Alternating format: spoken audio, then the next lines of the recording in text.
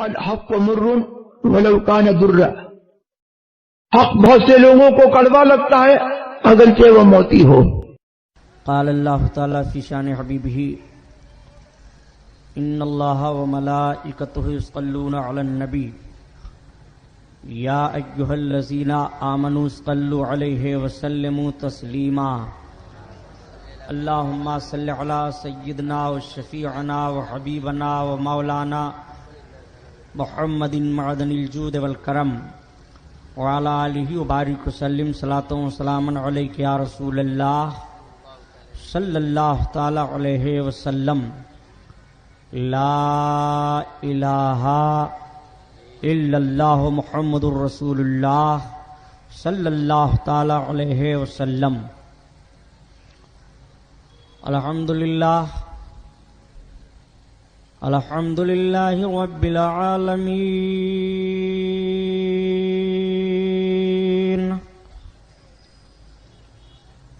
والصلاة والسلام على سید المرسلین وعلى آلہ الطاہرین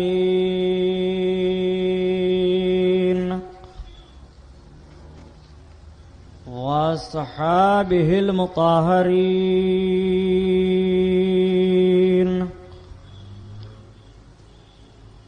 وابنہ الغوث العظم الجیلانی محی الدین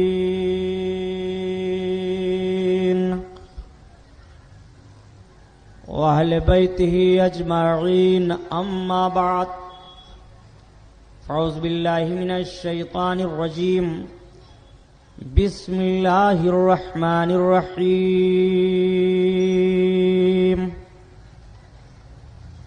قال اللہ تعالی فی القرآن العظیم والفرقان الحمید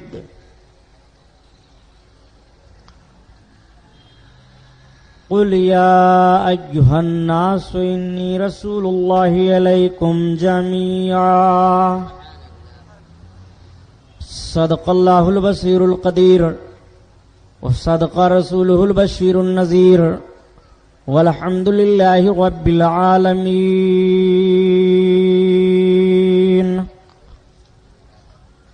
لائق صدر احترام علماء اہل سنت، قابل قدر سامعین حضرات، آئیے ہم اور آپ سب سے پہلے اپنے اور ساری کائنات کے مرکز عقیدت حضور رحمت للعالمین شفیع المذنبین رسول گرامی وقار محبوب پروردگار دونوں عالم کے مالک و مختار حضور محمد الرسول اللہ صلی اللہ تعالی علیہ وسلم کے دربار پر انوار میں درود شریف کا نذرانہ پیش فرمائیں۔ پڑھیے بلند آواز سے صلی اللہ علی نبی وآلہ صلی اللہ علیہ وسلم صلاۃ و سلام علیک یا رسول اللہ صلی اللہ تعالی علیہ وسلم۔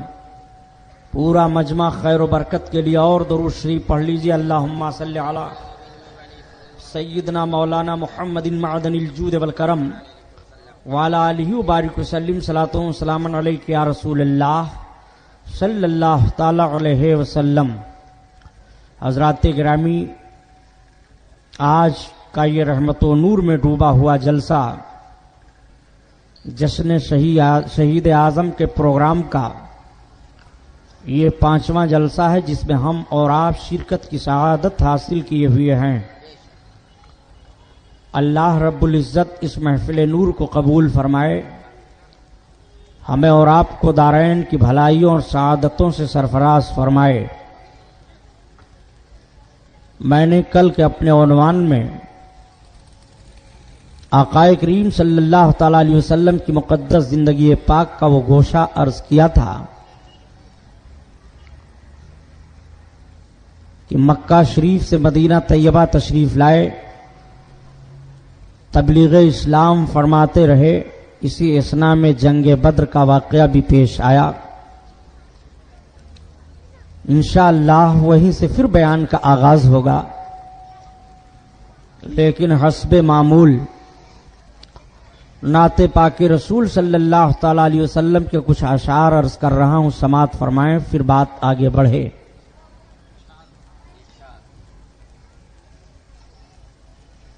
तबीयत तो गम में घबराए तो तैबा याद कर लेना, तो तैबा याद कर लेना। तबीयत तो गम में घबराए तो तैबा याद कर लेना, तो तैबा याद कर लेना। तबीयत तो गम में घबराए तो तैबा याद कर लेना, कोई मुश्किल मकाम आए तो तैबा याद कर लेना, तो तैबा याद कर लेना। कोई मुश्किल मकाम आए तो तैबा याद कर लेना, तो तैबा याद कर लेना। खज़ां के बाद जब हरियाली फैले सुर्खियां फूटें, खज़ां के बाद जब हरियाली फैले सुर्खियां फूटें, या रसूल अल्लाह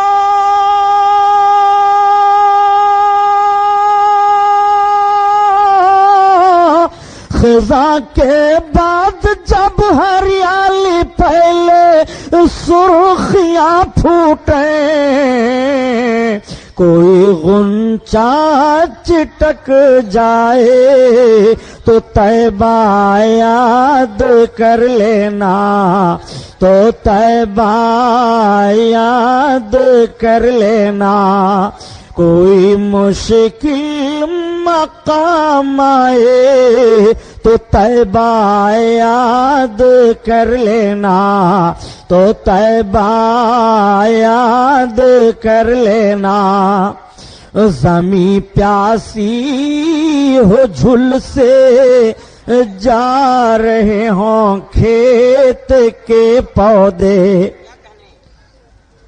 ज़मीं प्यासी हो झुल से जा रहे हो खेत के पौधे,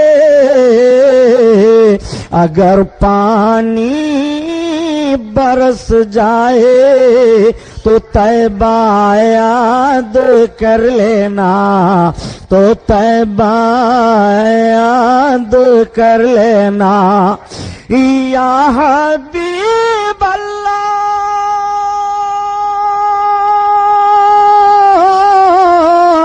सूखे धानों पे हमारे भी करम हो जाए, सूखे धानों पे हमारे भी करम हो जाए।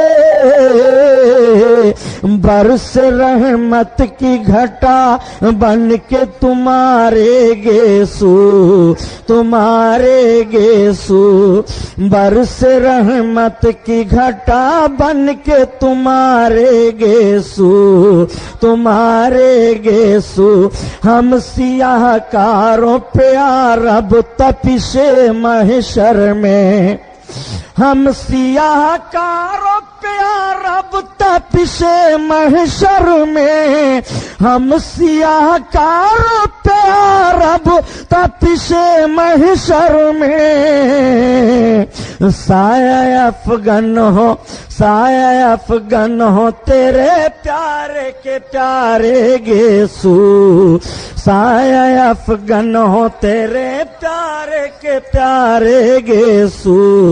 सूखे दानों पे हमारे भी करम हो जाए, हमारे भी करम हो जाए।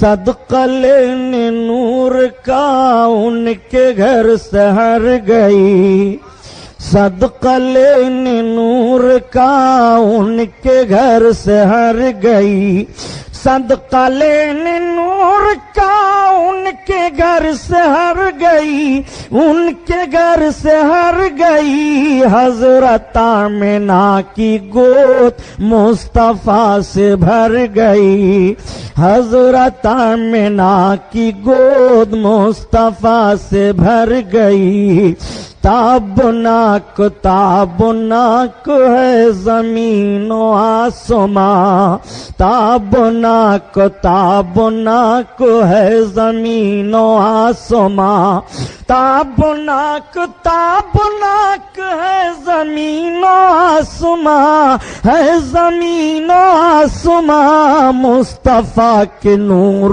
سے کائنات بھر گئی، مصطفیٰ کے نور سے کائنات بھر گئی، کائنات بھر گئی، بو جہل بو بکر بصدق دل دیکھتے ہیں عین نور، بو بکر بصدق دل دیکھتے ہیں عین نور، بو بکر بصدق دل دیکھتے ہیں عین نور، دیکھتے ہیں عین نور، کج نگاہ بو جہل جانب بشر گئی، کج نگاہ بو جہل جانب بشر گئی، جانب بشر گئی، اور قبر میں ہوئی نصیب جب زیارت حبیب،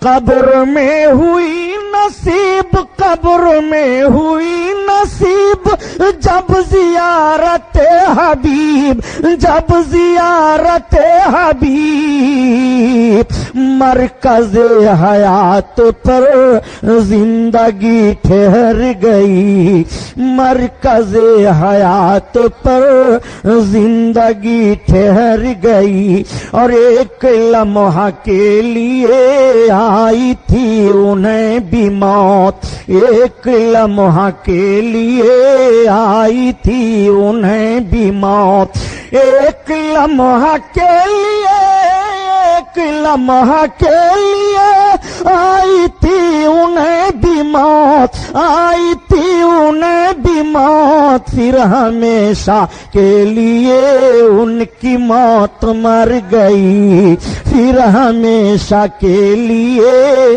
ان کی موت مر گئی، ان کی موت مر گئی، صدقہ لینے نور کا ان کے گھر سے ہر گئی، حضرت آمنہ کی گود مصطفیٰ سے بھر گئی، بھر گئی۔ درود پاک اللہم صلی علی سیدنا مولانا محمد معدن الجود والکرم وعلی آلہ وبارک وسلم، صلاۃ و سلام علیک یا رسول اللہ صلی اللہ تعالی علیہ وسلم کی شان سے حسان بولے، فدائے حامل قرآن بولے، غلام موتی ایمان بولے، وہ نکتہ رس دقیقہ دان بولے، ادب کا مطلع تابان بولے، وَأَحْسَنُ مِنْكَ لَمْ تَرَقَّتُ عَيْنِي وَأَجْمَلُ مِنْكَ لَمْ تَلِدِ النِّسَاءُ خُلِقْتَ مُبَرَّعًا مِنْ كُلِّ عَيْبٍ كَأَنَّكَ قَدْ خُلِقْتَ كَمَا تَشَاءُ۔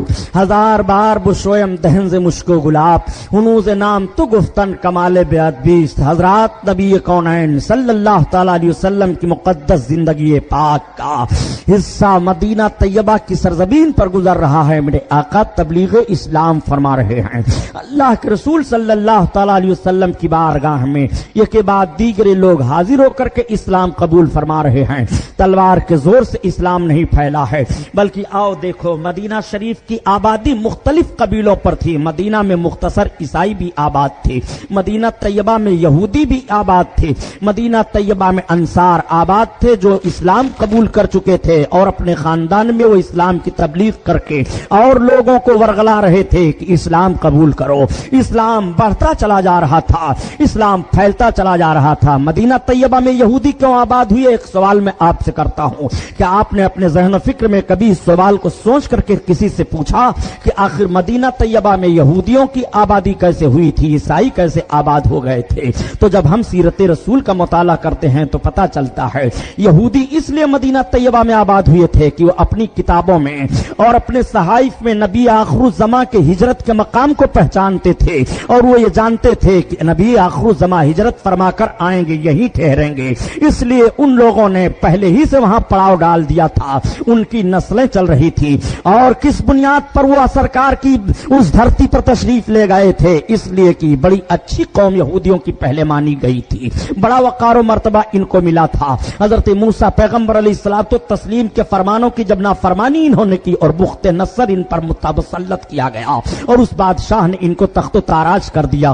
ان کو ذلت و رسوائی کے گڑھے میں ڈھکیل دیا گیا، تب انہوں نے دیکھا کہ ہم نبی آخر الزماں کے وسیلے سے فتح و کامرانی کی دعا مانگا کرتے تھے تو میدان میں ہم فتح پایا کرتے تھے، ہم وہی میدان اور اسی میدان میں کامیابی حاصل کرنے کے لیے، وہی وقار ہم پھر لینے کے لیے اور اسی طریقے سے اپنی عزت کو حاصل کرنے کے لیے ہمیں ضرورت ہے پھر کہ ہم نبی آخر الزماں ہی کی مدد لیں۔ چنانچہ نبی آخر الزماں یہاں قیام فرما ہوں گے، ہم یہی رہیں گے تاکہ جب وہ تشریف لائیں گے یہاں تو ہم ان کی بارگاہ میں حاضر ہو کر کے ان کی فرما برداری کریں گے، ہماری واپس گئی ہوئی عزت آ جائے گی، ہمارا واپس گیا ہوا وقار لوٹ آئے گا، ہم کو آبرو مندانہ جیون بتانے کا پھر موقع مل جائے گا۔ یہ ذہن و فکر لے کر کے وہ مدینہ کی سرزمین پر آباد ہوئے۔ آقا کریم صلی اللہ تعالی علیہ وسلم کی بارگاہ میں ایک یہودی پہنچے جن کا نعمان نام تھا، وہ کیسے پہنچے سرکار کی بارگاہ میں ان کا واقعہ بیان کیا جاتا ہے کہ جب اللہ کے رسول مدینہ طیبہ میں جلوہ افروز ہوئے تو نعمان نے جا کر کے سرکار کی زیارت کی اور دیکھا، اور دیکھنے کے بعد نعمان آئے اپنے گھر۔ نعمان کے باپ نے نعمان کو ایک کتاب دیا تھا اور اس کتاب کو مہر بند کر دیا تھا اور کہا تھا کہ اب بالکل قریب ہے، نبی آخر الزماں یہاں پر ہجرت فرما کر کے تشریف لائیں گے۔ چنانچہ جیسے نعمان نے سنا کہ پیغمبر اسلام آئے ہوئے ہیں، تمام تعریفیں سن کر کے نعمان نے سرکار کی زیارت کی اور زیارت کرنے کے بعد واپس آ کر کے اپنے باپ کی دی ہوئی کتاب کے مہر کو توڑ دیا اور توڑ کر کے جب پڑھنا شروع کیا تو نعمان کہتے ہیں کہ جیسے جیسے میں سرکار کو دیکھ کر کے آیا تھا اسی طرح سے میں کتاب میں لکھا ہوا پا رہا تھا، اسی طریقے سے ساری باتیں پائی گئی تھی۔ اس کتاب میں یہ لکھا تھا ان کی صورت ایسی ہوگی، ان کی چال ایسی ہوگی، ان کا حلیہ پاک اس طرح سے ہوگا، وہ حلال و حرام کی تلقین اس طرح سے فرمائیں گے، وہ ایک خدا کی عبادت کا حکم دیں گے، اس طرح سے ساری باتیں اس میں تحریر تھی۔ نعمان اس کتاب کو لے کر کے اللہ کے حبیب کی بارگاہ میں حاضر ہوئے اور عرض کرتے ہیں یا رسول اللہ، یہ دیکھیے میرے باپ نے یہ مجھ کو صحیفہ دیا تھا، یہ کتاب دیا تھا اور اس کو کہا تھا کہ جب تم اس وقت اس کو کھولنا اور توڑنا جب نبی آخر الزماں مدینہ کی سرزمین پر جلوہ افروز ہو جائیں گے، یہاں پر وہ آئیں گے تب تم کھولنا۔ یا رسول اللہ، میں آپ کو دیکھ کر کے گیا اور اس کے بعد میں نے اس کتاب کو کھولا اور کھولنے کے بعد سرکار جیسے جیسے میں آپ کو دیکھ رہا ہوں وہی ساری باتیں اس میں ہیں، میں اقرار کر رہا ہوں کہ آپ نبی برحق ہیں، آپ اللہ کے رسول ہیں، مجھے اسلام کا کلمہ پیش کیجئے۔ اللہ کے رسول صلی اللہ تعالیٰ علیہ وسلم نے نعمان کو اسلام کا کلمہ پڑھایا اور اسلام میں داخل فرما لیا۔ نعمان سرکار کی بارگاہ میں رہنے لگے، بڑے جید آدمی مانے گئے تھے نعمان یہودی قبیلہ میں۔ یہودی دیکھ کر کے اچنبھوں میں پڑ گئے کہ نعمان جیسا آدمی محمد کے دین کو قبول کر لیا ہے، نعمان نے ان کے دین کو قبول کر کے ہماری جماعت پر ٹھیس لگا دی ہے۔ چنانچہ وہ لوگ نعمان کے مخالف ہو گئے، نعمان کے دشمن ہو گئے۔ نعمان نے کہا مجھے دشمنی کی کوئی پرواہ نہیں ہے، مجھے مخالفت کی کوئی پرواہ نہیں ہے۔ یہ ایک ایسا بھی موقع آتا ہے کہ نعمان دشمن کے نرغے میں پھنسے اور نعمان کو گرفتار کیا گیا تو نعمان کے جسم کے ایک ایک حصے کو کاٹ دیا گیا، اور جب ان کے جسم کا حصہ کاٹا جاتا تھا تو کہا جاتا تھا محمد کا کلمہ چھوڑو، محمد کا نام نہ لو۔ اس کے باوجود نعمان کہتے تھے لا الہ الا اللہ وحدہ لا شریک لہ، میں گواہی دیتا ہوں اللہ کے سوا کوئی معبود نہیں ہے، اس کا کوئی شریک نہیں ہے، محمد اس کے رسول ہیں۔ نعمان کے جسم کا ایک ایک حصہ کاٹا گیا، تعجب میں پڑ گئے سب، اور اس کے بعد نعمان کو جلا دیا گیا۔ لیکن نعمان نے نبی کونین صلی اللہ تعالی علیہ وسلم کے کلمہ کو چھوڑا نہیں بلکہ ثابت کر دیا، اور نعمان نے للکار کر کے کہا تھا، اے یہودیو، جب تم آپس میں بیٹھتے تھے تو کہا کرتے تھے کہ محمد کے اندر یہ خوبیاں پائی جا رہی ہیں۔ محمد وہی ہیں جس کی بشارت تورات میں دی گئی ہے، جس کی بشارت ہماری کتابوں میں آئی ہے، اور جن کی ہم تعریفیں پڑھا کرتے تھے ان کی ساری علامتیں ان کے اندر پائی جا رہی ہیں۔ ضرور یہی نبی برحق ہیں، پھر تم کیوں انکار کر رہے ہو؟ تمہارے اندر عصبیت کیوں آ گئی ہے؟ تمہارے اندر تعصب کیوں پیدا ہو گیا ہے؟ ڈرو خدا سے، ڈرو جہنم کے عذاب سے۔ نعمان یہ پیغام دیا کرتے تھے۔ آئیے آپ ذرا دیکھیے، اسلام پھیلتا چلا جا رہا ہے، اسلام کے دامن سے سب وابستہ چلے جا رہے ہیں۔ میں نے کل عرض کیا تھا کہ جس جوان نے رسول کونین صلی اللہ تعالی علیہ وسلم کی بارگاہ میں داخل ہو کر کے اسلام قبول کیا تھا اور اس کے بعد شادی کا پیغام پیش فرمایا تھا، وہی جوان ہے۔ اس جوان کے ایثار کو بھی ملاحظہ فرما لیجئے۔ جوان کی شادی تو ہو گئی، اور شادی کیسی ہوئی ذرا اس کا بھی نقشہ سامنے رکھیے۔ اللہ کے رسول کی بارگاہ میں جب وہ حاضر آئے، عرض کرتے ہیں، یا رسول اللہ، میں نے آپ کا پیغام نکاح کا ان کو پہنچا دیا، اور تھوڑی دیر کے بعد پھر ان کی بچی نے یہ جواب دیا، یا رسول اللہ، نکاح کا پیغام منظور ہو گیا۔ آقا کریم ارشاد فرماتے ہیں، تو اسود جاؤ، تم نکاح کے لوازمات کو بازار سے خرید لو۔ حضرت اسود عرض کرتے ہیں، یا رسول اللہ، ہمارے پاس کچھ درہم و دینار بھی تو نہیں ہیں۔ اللہ کے رسول نے ان کو درہم عطا فرمائے، اسی لیے تو اعلی حضرت عظیم البرکت فرماتے ہیں کہ نبی کی بارگاہ سے ملتا کیا نہیں ہے، نبی کی بارگاہ سے جس چیز کا سوال کرو وہ عطا فرما رہے ہیں۔ درہم و دینار کا سوال عطا کرو تو مقدار عطا فرما رہے ہیں، صحت و توانائی کا سوال کرو تو عطا فرما رہے ہیں، مکان و رزق کا سوال کرو تو عطا فرما رہے ہیں۔ اس لیے کہ نبی کا ایسا دربار ہے کہ ان کے وہاں انکار ہے ہی نہیں، ان کے وہاں انکار کا کوئی معاملہ ہی نہیں پایا جاتا ہے۔ واہ کیا جود و کرم ہے شہ بتہا تیرا، شہ بتہا تیرا، نہیں سنتا ہی نہیں مانگنے والا تیرا، مانگنے والا تیرا، مانگنے والا تیرا۔ اللہ اللہ، نبی کے دربار سے کسی مانگنے والے کو انکار نہیں کیا جاتا ہے۔ جو جو سوال لے کر کے نبی کی بارگاہ میں پہنچتا ہے، آقا کریم صلی اللہ تعالی علیہ وسلم اسے عطا فرماتے ہیں۔ آئیے ذرا رسول کونین کی مقدس سیرت پاک کا یہ باب بھی ملاحظہ فرماتے چلیے۔ رسول کونین نے ان کو درہم عطا فرما دیے ہیں۔ وہ جوان درہم لے کر کے جاتے ہیں، شادی ہونے والی ہے، نئی نویلی دلہن گھر آنے والی ہے، بازار میں ادھر ادھر دیکھتے ہیں، یہ سامان لے لو اپنے دلہن کے لیے، کہ یہ سامان لے لو اپنے دلہن کے لیے۔ تب تک پیچھے سے کسی نے آواز دے دیا، الرحیل الرحیل۔ الرحیل کا جملہ جب بولا جاتا تھا تو لوگ سمجھ جاتے تھے کسی میدان میں ہم کو جانا ہے، ہمیں کہیں لڑائی پر جانا ہے۔ وہ ٹھہر گئے اور انہوں نے آواز دینے والے سے پوچھا، یہ اعلان کرنے کے لیے تمہیں بازار میں کس نے بھیجا ہے؟ کہا، مجھ کو اللہ کے رسول نے بھیجا ہے۔ جوان تھوڑی دیر سوچنے کے بعد کہتا ہے، اچھا جاؤ تم آگے بڑھ کر کے اعلان کرو۔ اعلان کرنے والا تو آگے بڑھ جاتا ہے، لیکن اسود کھڑے سوچ رہے ہیں کہ اب میں شادی کے لوازمات خریدوں کہ میدان جنگ میں جانے کا اسلحہ خرید لو؟ شادی کے لوازمات کی چیزیں تو بعد میں ہیں، اور شادی کی رعنائیاں اور بہاریں تو بعد میں ہیں۔ مذہب اسلام کے لیے خون کا قطرہ پیش کر کے اپنے بہادری کا جوہر دکھا دینا اسلام کی اشاعت کے لیے پہلے ہے۔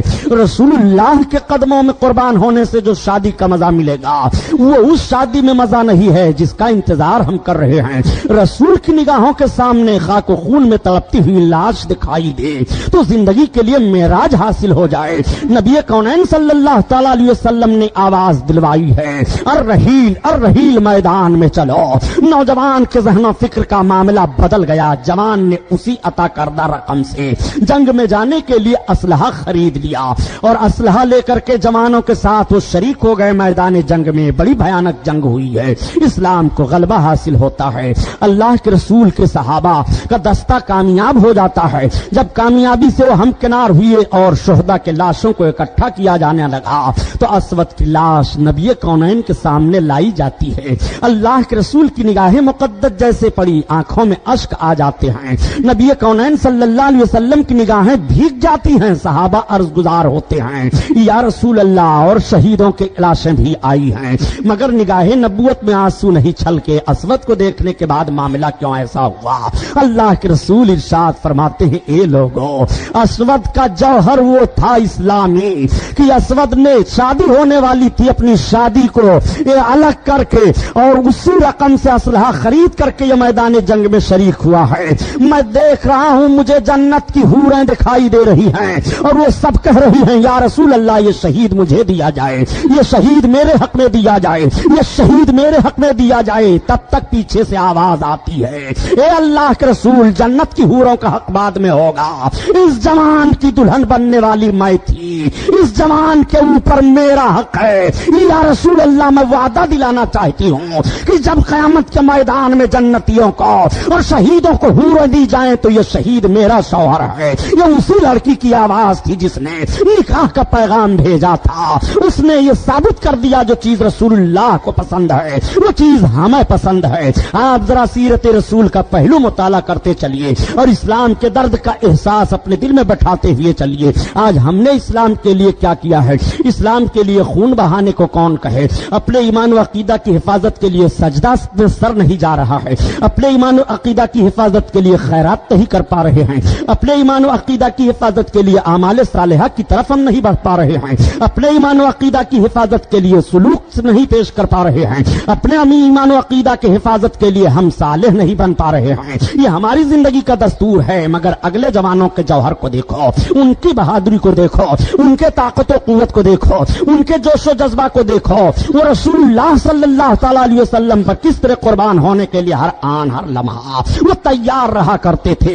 ان کی زندگی کا مشن یہی تھا کہ رسول کونین کی محبت ہمارے دل میں رہے اور ان کے لیے نصرت غیبی آواز دے رہی تھی کہ قدرتیں کی محمد سے وفات ہونے تو ہم تیرے ہیں, یہ جہاں چیز ہے کیا لوح و قلم تیرے ہیں. آپ ذرا سمجھتے ہوئے چلیے ایک جوان یہ بھی ہے رسول اللہ صلی اللہ علیہ وسلم کی بارگاہ میں حاضر ہو کر کے اسلام کا کلمہ پڑھ رہے ہیں. مدینہ طیبہ کے اکثر لوگ سرکار کی بارگاہ میں حاضر ہوتے چلے آ رہے ہیں. عورتیں آ رہی ہیں, مرد آ رہے ہیں, غلام آ رہے ہیں. غلاموں نے دیکھا یہ تو ایسے رسول ہیں کہ غلام کلمہ پڑھ لیتا ہے تو غلامی کی زنجیر سے چھٹکارا پا جاتا ہے, غلامی کی زنجیریں ٹوٹ جایا کرتی ہیں. مالداروں نے دیکھا کہ یہ تو محمد کا ایسا دربار ہے کہ جب کوئی کلمہ غلام پڑھ لیتا ہے تو اس کو اتنی عزت مل جاتی ہے, اگر کوئی رئیس اس طرح سے کلمہ پڑھ لے گا تو اسے کتنی عزت ملے گی. میرے سرکار سب کو عزت دیا کرتے تھے, میرے آقا سب کے قدر کو بڑھایا کرتے تھے, کسی کی دل جوئی میں کوئی کمی نہیں ہوتی تھی. اللہ کے رسول کی بارگاہ سے کسی کو دل شکنی نہیں ہوتی تھی, کوئی مایوس نہیں ہوتا تھا. آؤ ذرا ملاحظہ فرماؤ نبی کونین صلی اللہ تعالی علیہ وسلم کی بارگاہ میں کیسے کیسے لوگ حاضر ہو کر کے اسلام قبول کر رہے ہیں. واقعہ سنانا مقصد نہیں ہے بلکہ آپ کو میں آپ کے رسول اللہ صلی اللہ تعالی علیہ وسلم کی سیرت کا وہ گوشہ بتانا چاہتا ہوں جس سے آپ کا ایمان تازہ ہو جائے. یہ نبی کونین ہیں, میرے سرکار تشریف فرما ہیں. کسی صحابی نے عرض کر دیا یا رسول اللہ ایک جوان ہیں جن کا نام دہیے کلبی ہے, اگر دہیے کلبی اسلام قبول کر لیتے ہیں تو ان کے خاندان کے 1200 لوگ ان کے انڈر میں ہیں, وہ سب کے سب اسلام قبول کر لیں گے. دہیا بڑے خوبصورت جوان تھے. حضرت جبریل علیہ الصلوۃ والتسلیم جب جب انسانی شکل میں آئے ہیں تو دہیا کی شکل میں آئے ہیں. دہیا کے لیے اللہ کے حبیب کے دستے کریم اٹھ گئے. میرے سرکار دعا مانگ رہے ہیں اللہ دہیا کو اسلام کی دولت نصیب فرما دے. حضرت دہیا کے لیے اللہ کے حبیب اسلام کی دولت کے لیے دعا کر رہے ہیں. نبی کی دعا قبول ہو جاتی ہے, میرے سرکار کی دعا کیوں نہ قبول ہو. اللہ کے حبیب جس کے لیے دعا فرما دے اللہ اللہ اس کے لیے باب اجابت کھل جائے, اس کے لیے دعا دلہن بن کر کے جائے. اللہ کے حبیب صلی اللہ تعالی علیہ وسلم نے دہیا کے لیے دعا کی ہے اور دعا قبول ہو گئی. میرے سرکار دوسرے وقت بیٹھے ہوئے ہیں کہ صحابہ کی نگاہیں دیکھ رہی ہیں کہ وہ دیکھو دہیا آ رہے ہیں. ابھی جن کے لیے کل سرکار نے دعا کی ہے وہی سرکار کی بارگاہ میں چلے آ رہے ہیں. صحابہ صحابہ خوش ہو گئے کہ میرے آقا نے ابھی تھوڑے دیر پہلے دعا مانگی ہے اور اتنی جلدی دہیا چلے آ رہے ہیں۔ جب دہیا سرکار کی بارگاہ میں آئے تو اب آقا کا قریبانہ حال ملاحظہ فرمائیے۔ میرے سرکار نے دیکھا دہیا آ رہے ہیں، لبھائے ناز پر مسکراہٹ آ جاتی ہے۔ اعلیٰ حضرت عظیم البرکت اسی لیے تو فرماتے ہیں کہ میرے سرکار کے لبھائے نازک پر جب مسکراہٹ آئے تو کیسا لگتا ہے کہ پتلی پتلی گلے قدس کی پتیاں ان لبوں کی نزاکت پہ لاکھوں سلام، لاکھوں سلام۔ اللہ اللہ، آقا کریم صلی اللہ علیہ وسلم کے لبھائے نازک پر مسکراہٹ آ گئی، دہیا آ رہے ہیں۔ دہیے کلبی جیسے سرکار کے قریب پہنچے، میرے آقا نے اپنی چادر لی اور زمین پر بچھا دیا، ارشاد فرمایا دہیا بیٹھو۔ تب تک دہیا نے اپنے دونوں ہاتھوں سے پاک چادر کو اٹھا لیا اور اٹھانے کے بعد چوم لیا، چومنے کے بعد آنکھوں سے لگایا اور آنکھوں سے لگانے کے بعد اپنے سر پر رکھا۔ راویان حدیث بیان فرماتے ہیں یہ تقریر کا جملہ نہیں ہے جو نشیب و فراز سے میں آپ کو سمجھاتا چل رہا ہوں، بلکہ حدیث پاک کے الفاظ کا ترجمہ پیش کر رہا ہوں۔ دہیا نے چادر کو اٹھا لیا، اٹھانے کے بعد اس کو چوم لیا اور چومنے کے بعد آنکھوں سے لگا لیا اور لگانے کے بعد اپنے سر پر رکھ لیا۔ اب اللہ کے حبیب ملاحظہ فرما رہے ہیں، آج کچھ لوگ چومنے چاٹنے پر بھن نہ جانے کیسی کیسی باتیں جڑ دیا کرتے ہیں۔ سنو پیارے،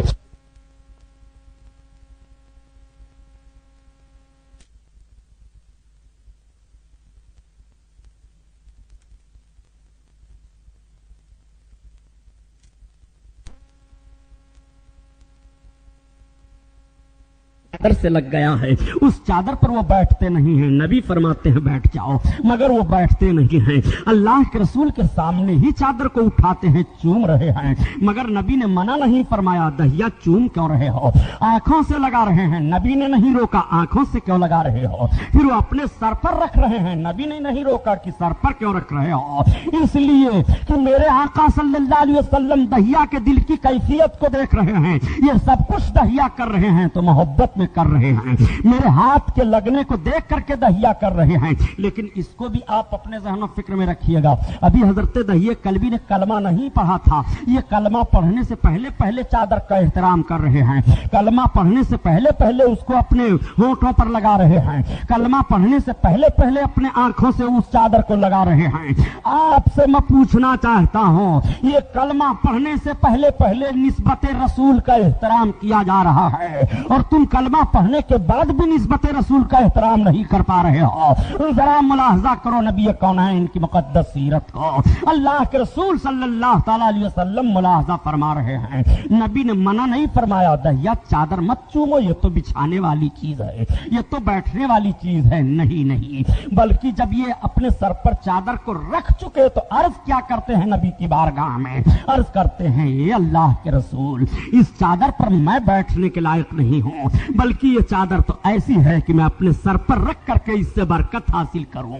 میرے آقا سے پھر عرض کرتے ہیں یا رسول اللہ اپنا دست کریم آپ بڑھائیے، مجھے اسلام میں داخل فرمائیے، کلمہ پڑھائیے۔ اللہ کے رسول صلی اللہ تعالی علیہ وسلم کے خوشی کی انتہا نہیں رہی، میرے سرکار دہیا کو کلمہ پڑھاتے ہیں اور کلمہ پڑھا کر کے اسلام میں داخل فرما لیتے ہیں۔ دہیا اسلام میں داخل ہو گئے، صحابہ کو جوش آیا، صحابہ نے نعرہ لگایا، بڑی خوشی کی لہر دوڑ گئی ہے، دہیا اسلام لائے ہیں، وہ دہیا اسلام لائے ہیں جو اپنے خاندان پر بڑا اثر و رسوخ رکھ رہے ہیں، جن کے خاندان کے کافی لوگ ان سے متاثر ہو کر کے اسلام قبول کریں گے، دہیا اسلام قبول کر لیے ہیں۔ اب اسلام جب دہیے کلبی نے قبول کر لیا تو بیٹھ کر رونے لگے، ایسے انداز سے رونے لگے اللہ اکبر کہ ان کے آنکھوں کے آنسو نہیں رک رہے ہیں۔ نبی کی بارگاہ میں کبھی محبت سے بھی رویا جاتا ہے، نبی کی بارگاہ میں کبھی اپنے جرموں کو یاد फरियाद करके भी रोया जाता है, नबी की बारगाह में कभी सवाली बन करके भी रोया जाता है,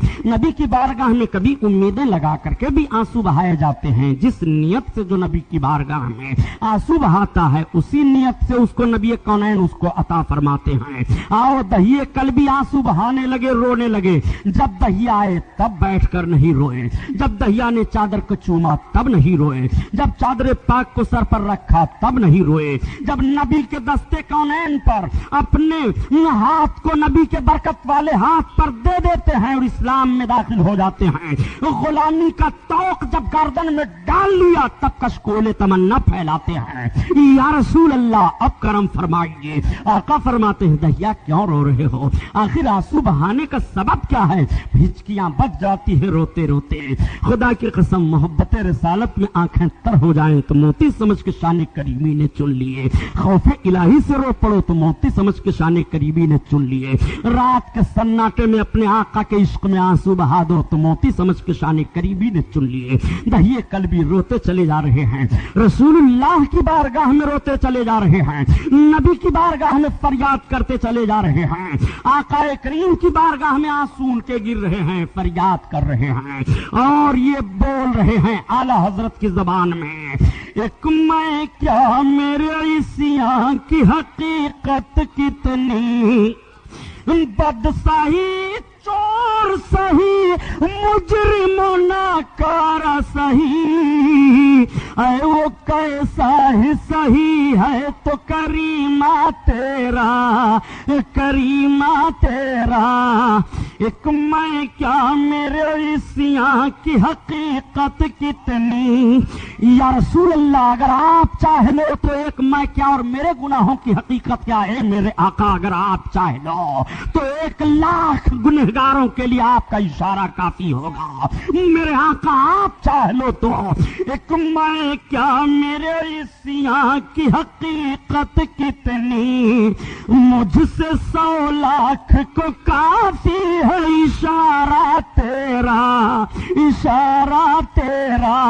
हजरत दहिए कल भी रोए चले जा रहे हैं, आंखों से आंसू बहते चले जा रहे हैं, रुक नहीं रहे हैं। नबी का फरमान फिर जारी होता है, ए दहिया बताओ आखिर क्यों रो रहे हो, क्यों आंखों से आंसू गिर रहे हैं, हिचकियां बधी हुई है। अर्ज करते हैं या रसूल अल्लाह बहुत बड़ा मुजरिम हूँ, या रसूल अल्लाह मैं बहुत बड़ा पापी हूँ, या रसूल अल्लाह मैंने बहुत गलती की है। आका करीम की बारगाह में अपनी खता को वो अर्ज कर रहे हैं, अपने गुनाह को नबी की बारगाह में बयान कर रहे हैं। ए लोगों पता ये चला कि अगर खता हो जाए तो नबी ही की बारगाह है माफी के लिए, अगर गुनाह हो जाए तो नबी की बारगाह में अपने गुनाहों को पेश करके माफी मांगा करो। ये सहाबी रसूल हैं, जब कलमा पढ़ लेते हैं, कलमा पढ़ने के बाद अब अपने जुर्म को बयान कर रहे हैं, या रसूल अल्लाह मैं बहुत बड़ा मुजरिम हूँ, या रसूल अल्लाह मैं बहुत बड़ा खाती हूँ, या रसूल अल्लाह मैं बहुत बड़ा पापी हूँ। ए मेरे आका मैं अपना जुर्म बयान करना चाहता हूँ।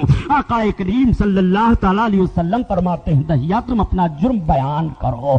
आला हजरत अजीमुल बरकत की जबान में सुनो, गोया वो इस तरह से अर्ज कर रहे हैं कि गरचे हैं बेहद कसूर तुम हो गफूर, और बख्श दो जुर्मो खता तुम पे करो दुरूद, बख्श दो जुर्मो खता तुम पे करो दुरूद, तुम पे करो दुरूद। अल्लाह अल्लाह। नारे रिसालत, मज़हबे इस्लाम, अल्लामा गुलाम मोहिउद्दीन साहब किबला सुभानी।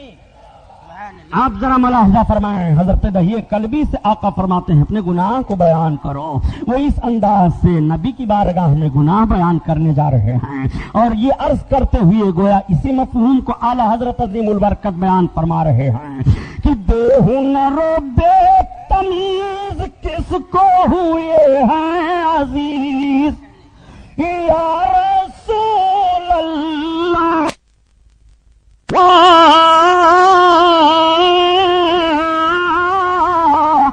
बेहुनरो बेतमीज किसको हुए हैं अजीज, एक तुम्हारे सिवा तुम पे करो दुरूद, एक तुम्हारे सिवा तुम पे करो दुरूद। हजरत दहिए कल्बी अपना जुर्म बयान करने जा रहे हैं। या रसूल अल्लाह, मैं बहुत बड़ा मुजरिम हूँ। आका फरमाते हैं आखिर तुम अपना जुर्म बयान तो करो। अर्ज करते हैं या रसूल अल्लाह, तो आप सुनिए मेरा जुर्म क्या है। कत्ल तो बेयदी सबीना मिन बनात।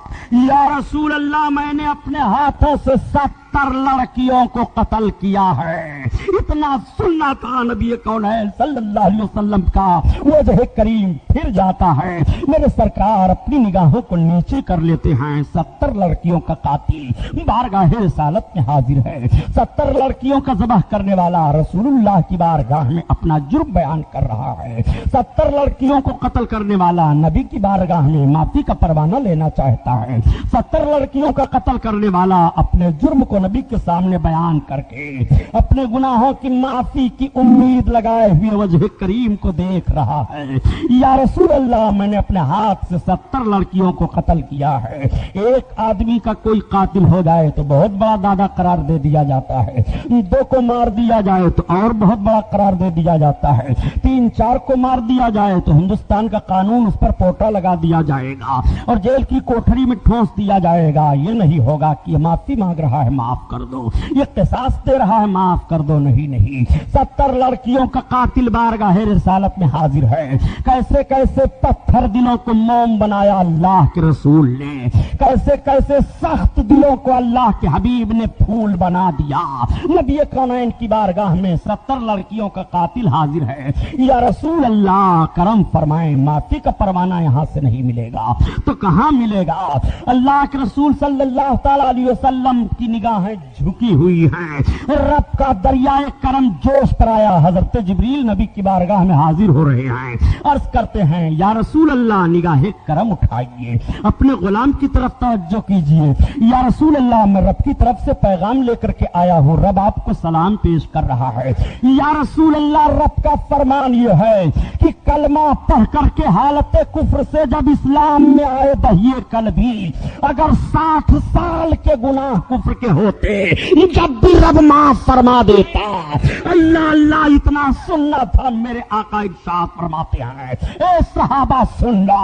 हज़रत जिब्रील अर्ज़ करते हैं या रसूल अल्लाह, जब कोई कलमा पढ़ करके इस्लाम में दाखिला लेता है, अगर 60 साल के उसके कुफ्र के गुनाह हो तो रब ताला माफ फरमा देता है। नबी फरमाते हैं सहाबा सुनो, अगर एक मर्तबा कलमा पढ़ने से 60 साल के कुफ्र के गुनाह माफ हो जाते हैं तो तुम कसरत से कलमा पढ़ते रहोगे तो तुम्हारे क्यों नहीं गुनाह माफ होंगे। तुम रहमत के मुस्तहिक क्यों नहीं होगे, जन्नत के मुस्तहिक क्यों नहीं होगे। फबका रसूलुल्लाह व सहाबी, अल्लाह के रसूल इसको बयान करके रो पड़े और आपके सहाबा रो पड़े। नबी के मुकद्दस आंखों से आंसू बहने लगे। मुजरिम को माफी का परवाना मिल रहा है, कातिल रसूलुल्लाह के दरबार में माफ किया जा रहा है। नबी कौनैन बशारत अता फरमा रहे हैं, ए कलमा पढ़ने वाले मुसलमानों, तुमने कलमा की बरकत को नहीं समझा है। कलमा कुफ्र के गुनाह को मिटाता है। कलमा पढ़ो तुम्हें जन्नत दिलाता है। कलमा पढ़ो नेकियां तुम्हें मिल रही है। कलमा पढ़ो जन्नत के हकदार बन रहे हो। कलमा पढ़ो फतहो कामरानी मिल रही है। कलमा की दावत तबलीग करते रहो, ये यही कलमा है। जिस कलमा को तुमने पहाड़ों पर लगाया है तो पहाड़ भी हिलने लगा है। इसी कलमे को तुमने मैदान जंग में पढ़ा है तो तलवारों की छांव में तुम्हें फतह मिली है। इसी कलमा को पढ़ते हुए तुम समंदरों में कूदे हो तो तुम्हारे लिए आवाज आई है कि दस्त तो दस्त है, दरिया भी न छोड़े हमने और बहरे जुल्मात में दौड़ा दिए घोड़े हमने। दी अदा कभी यूरोप के कलीसियाओं में, कभी अफ्रीका के तपते हुए सहराओं में। यह आवाज तुम्हारे लिए आई थी जब कलमा के इस तरह से तुम पाबंद थे। ला इलाहा इल्लल्लाहु मुहम्मदुर रसूलुल्लाह। नारे तकबीर, नारे रिसालत, मज़हब इस्लाम, मसलके आला हजरत अल्लामा सुबहानी साहब किबला। आप जरा गौर फरमाइए, मदीना तैयबा की सरजमीन पर मेरे आका तशरीफ फरमा है। आका करीम सल्लल्लाहु तआला अलैहि वसल्लम ने पूरी 63 साल जिंदगी नबी की मुताला कर डालो मगर कहीं नहीं पाओगे कि सरकार ने कभी भी तलवार उठाने की पहल की हो या सहाबा को हुक्म दिया हो। मेरे साहब, सरकार ने अपने मुकद्दस जिंदगी में कभी भी तलवार उठाने की पहल नहीं की है, लेकिन मेरे आका जंगों में रहे हैं, बद्र की लड़ाई हुई तो मेरे आका तशरीफ फरमा थे, मकाम ओहद पर लड़ाई हुई तो सरकार तशरीफ फरमा है, खंदक की लड़ाई हुई तो नबी कौनैन तशरीफ फरमा है। ये वो लड़ाइयां हैं जिनमें बनफ्से नफीस अल्लाह के हबीब सल्लल्लाहु ताला अलैहि वसल्लम हैं। एक बात और मैं आपसे अर्ज कर दूं, जब इस्लामी जंगों को कुछ लोग पढ़ते हैं तो कहते हैं ये इस्लामी जंगें हुई हैं और इन इस्लामी जंगों से मुसलमानों को जिहाद का जहन मिलता है। लेकिन आप जरा गौर फरमाइए, इस्लामी जंगें हुई हैं और इन इस्लामी जंगों से जिहाद का जहन मिलता है, लेकिन किस बुनियाद पर ये इस्लामी जंगें हुई? क्या ये इस्लामी जंगें पहले हुई हैं कि या इस्लाम के मानने वालों पर जब हमला किया गया तो दिफा के लिए जंगें की गई हैं? हमेशा मुसलमान कभी भी तलवार उठाया है और जंगें हुई हैं तो दिफा के लिए हुई हैं, उसने पहल नहीं की है। और कुछ लोग जब ये जहन फिक्र दे दिया करते हैं कि हमें तो सिर्फ क्या जरूरत है जंग जदल से, हमें क्या जरूरत है और सब कुछ करने से, मैं आपसे पूछना चाहता हूं, रसूलुल्लाह की उम्मती हो तो 63 साल जिंदगी सरकार की मुलाहजा करो, अगर मस्जिद के आबिद तुम हो कि हम मस्जिद में सजदा कर रहे हैं तो तुम्हें रसूलुल्लाह की सीरत पर अमल करना पड़ेगा कि जब इस्लाम तुम्हें पुकारे तो मेरे आका ने बद्र के मकाम तुम्हें तशरीफ फरमा होकर के अपनी सीरत पेश किया था, उहुद के मकाम में तशरीफ फरमा होकर के अपनी सीरत पेश किया था। तुम्हें रसूलुल्लाह की सीरत पर अमल करना पड़ेगा। जब वक्त आएगा तो तुम्हें मस्जिद में साजिद बनना पड़ेगा और जब वक्त आएगा तो तुम्हें मैदान में मुजाहिद बनना पड़ेगा। जब वक्त आएगा तो तुम कुरान की तिलावत करते हुए चलोगे, लेकिन जब वक्त आएगा तो कभी कभी तुम्हें फांसी के फंदे पर भी चढ़ाया जाएगा, कभी जलते हुए आग के शोलों में भी तुम्हें डाला जाएगा। ये सारी बातें तुम आखूबियों के साथ पढ़ते जाओ और देखते जाओ, सहाबा के अंदर पाई जा रही हैं। अल्लाह के रसूल सल्लल्लाहु ताला अलैहि वसल्लम ने मैदान जंग में जाकर के ये भी जहन फिक्र दे दिया, मेरे उम्मत के लोगों, जब जुल्म होगा तुम पर और जुल्म बर्बरियत के ताल्लुक से तलवारें तुम्हारे सामने आएंगी तो जरूर तुम्हें भी आगे बढ़ना पड़ेगा और आगे बढ़ करके तुम्हें भी इसी सीरत पर अमल करना होगा। नबी कौनैन सल्लल्लाहु ताला अलैहि वसल्लम की मुकद्दस सीरत का पहलू मुलाहजा करते हुए चलिए। अल्लाह के रसूल सल्लल्लाहु ताला अलैहि वसल्लम मदीना तैयबा में तशरीफ फरमा है और कौन आता है नबी की बारगाह में इस्लाम कबूल करने के लिए? तलवार के जोर से इस्लाम नहीं फैला है। यहूदियों में सबसे बड़े आलिम हजरत अब्दुल्लाह इब्न सलाम माने जाते थे, उनका नाम याद कर लो। अब्दुल्लाह इब्न सलाम इतने बड़े आलिम माने जाते थे कि इनके बाप को भी यहूदी बहुत भारी आलिम मानते थे, बाप की भी कदर करते थे, अब्दुल्लाह बिन सलाम की भी कदर करते थे। हजरत अब्दुल्लाह बिन सलाम कहते हैं कि जब रसूलुल्लाह सल्लल्लाहु अलैहि वसल्लम मदीना में आए तो मैं खजूर के दरख्त पर चढ़ा हुआ था और खजूरें तोड़ रहा था, मेरी खाला खजूर के पेड़ के नीचे मौजूद थी। किसी ने कह दिया कि मक्का से चल करके अल्लाह के नबी आए हुए हैं, इतना सुनना था। हजरत अब्दुल्लाह बिन सलाम कहते हैं मुझे इतनी खुशी हुई कि मैं उसी दरख्त से नारा मारा तो मेरी खाला ने नीचे से कहा, ए अब्दुल्ला इब्न सलाम, तुम मदीना में यसरब में, उस वक्त यसरब कहा जा रहा था, मदीना नाम तो मेरे सरकार ने मदीना का रखा है। उनकी खाला कहती हैं, हजरत अब्दुल्ला बिन सलाम बयान करते हैं कि मेरी खाला ने कहा, ए अब्दुल्ला बिन सलाम, तुम इतने जोर से नारा मार रहे हो, अगर हजरत मूसा आते तो आप कहते हैं खाला ये जो आए हैं हजरत मूसा के भाई हैं, ये वही दीन लेकर आए हैं जो हजरत मूसा ने दीन का पैगाम दिया था, ये वही कानून लेकर के आए हैं जिस कानून और जिस तबलीग के अंदाज को हजरत मूसा अलैहिस्सलाम ने पेश किया था। ए मेरी खाला, चुनांचे वो कहते हैं मैं खजूर के दरख्त से नीचे उतर पड़ा और नीचे उतर करके मैं बेतहाशा भागता हुआ आया। आ करके कहते हैं जब मेरी निगाह सरकार के चेहरे अनवर पर पड़ी तो मैं पुकार उठा, खुदा की कसम ये झूठे का चेहरा नहीं हो सकता, ये तो नबी कौनैन सल्लल्लाहु अलैहि वसल्लम आखिरुज़्ज़मा पैगंबर ही का चेहरा है। तभी तो आला हजरत अजीमुल बरकत अपने आका के हुस्न की तस्वीर को इस तरह से खींचते हुए बयान फरमाते हैं, वो कमाल हुस्न हुजूर है कि गुमान नाकों से जहां नहीं, और यही फूल खार से दूर है, यही शम्मा है कि धुआं नहीं, اور حضرت عبداللہ بن سلام کا ذہن و فکر دو، وہ کہتے ہیں کہ ارے مدینہ والو ہوشیار ہو جاؤ، اے سرب والو خدا سے ڈرو، خدا کی قسم یہی نبی آخر الزمان ہے، ان کے چہرے کی صداقت و حسن کو دیکھ لو، یہ جھوٹے نہیں ہیں، یہی نبی آخر الزمان ہے، ان کے آنے سے دنیا روشن ہو گئی ہے، اے مدینہ والو ان کے آنے سے مدینہ روشن ہو گیا ہے۔ اسی لیے تو حفیظ جالندھری نے پکار کر کے کہہ دیا، یہ جہاں بے نور تھا تاریک تھا اور سخت کالا تھا، اور کوئی پردے سے کیا نکلا کہ گھر گھر میں اجالا تھا۔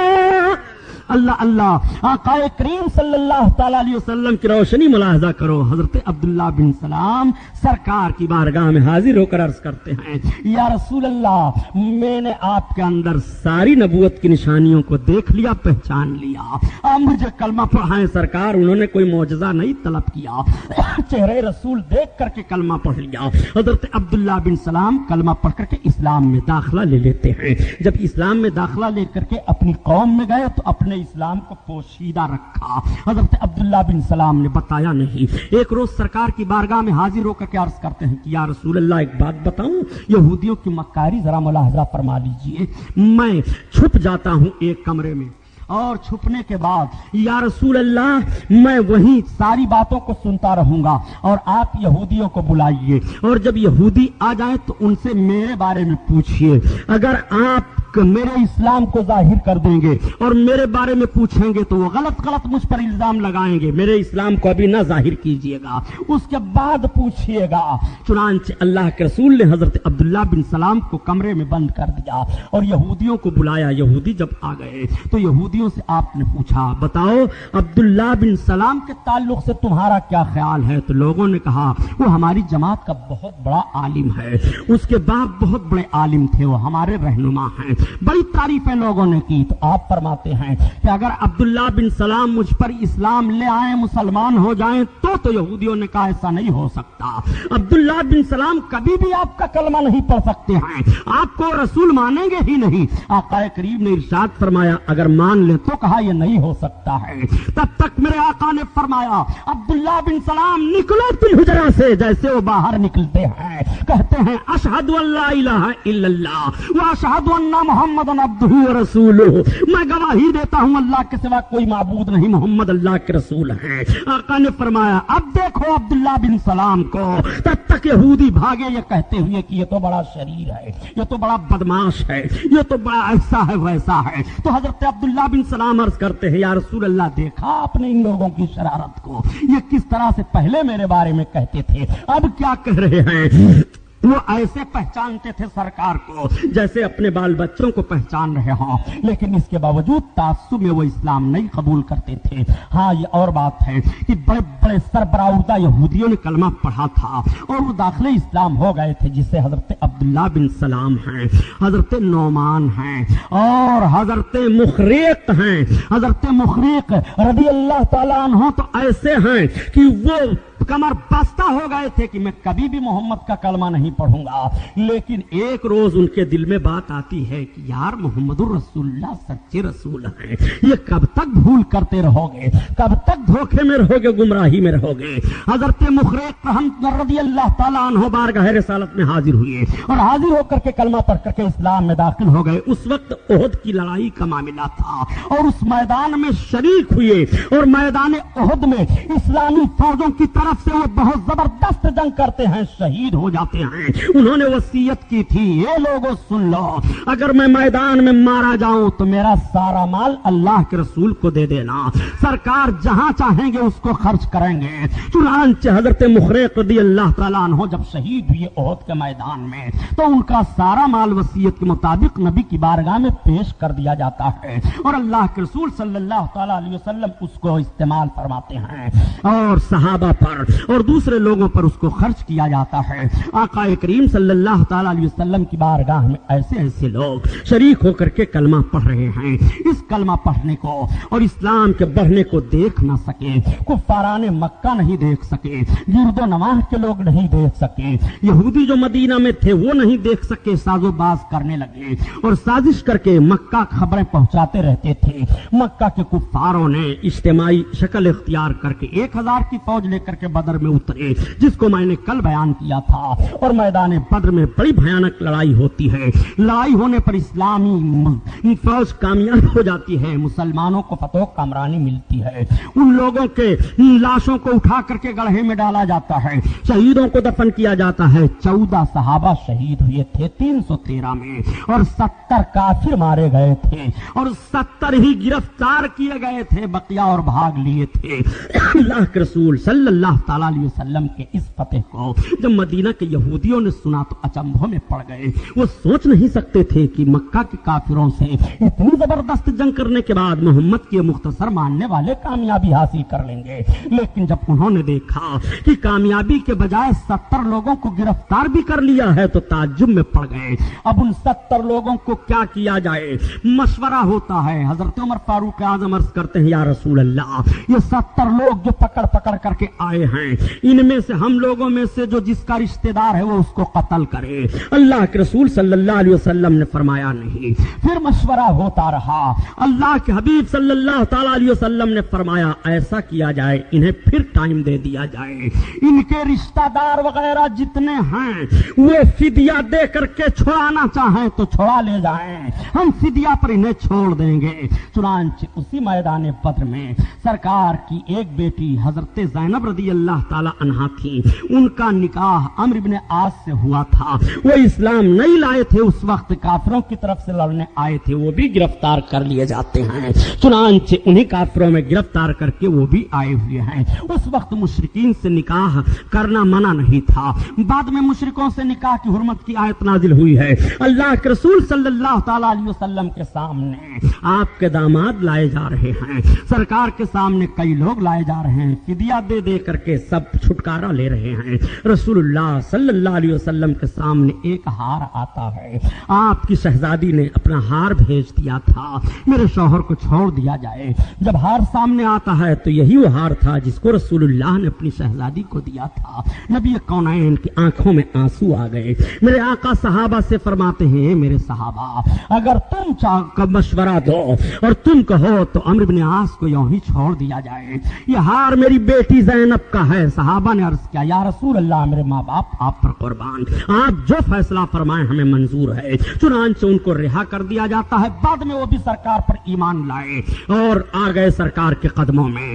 اللہ کے حبیب صلی اللہ علیہ وسلم نے دیکھا کہ کچھ لوگ ایسے بھی قیدی ہیں جن کے کوئی رشتہ دار فدیہ دینے کے لیے تیار نہیں ہیں، ان کو چھڑانے کے لیے تیار نہیں ہیں۔ اللہ کے رسول نے ان سے ارشاد فرمایا، تم پڑھے لکھے ہو؟ لوگوں نے عرض کیا، ہاں یا رسول اللہ، ہم پڑھے ہیں کچھ۔ سرکار ارشاد فرماتے ہیں، تو جو ان قیدیوں میں پڑھا لکھا ہے وہ ہمارے صحابہ کو اور ان کے بچوں کو پڑھا لکھا دے، یہی ان کا فدیہ ہو جائے گا۔ اللہ اکبر! تعلیم پر سرکار نے کتنا زور فرمایا، ذرا غور فرمائیے۔ نبی کونین تعلیم حاصل کرنے کو ان قیدیوں کا فدیہ قرار دے رہے ہیں۔ سیرت رسول مطالعہ کرو تو تمہیں پتا چلے گا علم کسے کہتے ہیں اور علم کی ترقیاں کیسے ہوتی ہیں اور علم سے وقار کیسے بڑھتا ہے۔ آج مسلمانوں پر الزام لگایا جاتا ہے مسلمان پڑھتا لکھتا نہیں ہے، مسلمان علم نہیں حاصل کرتا ہے۔ میں پوچھتا ہوں مسٹر آپ سے، مسلمان بہت پڑھتے ہیں، مسلمان بہت علم حاصل کرتے ہیں،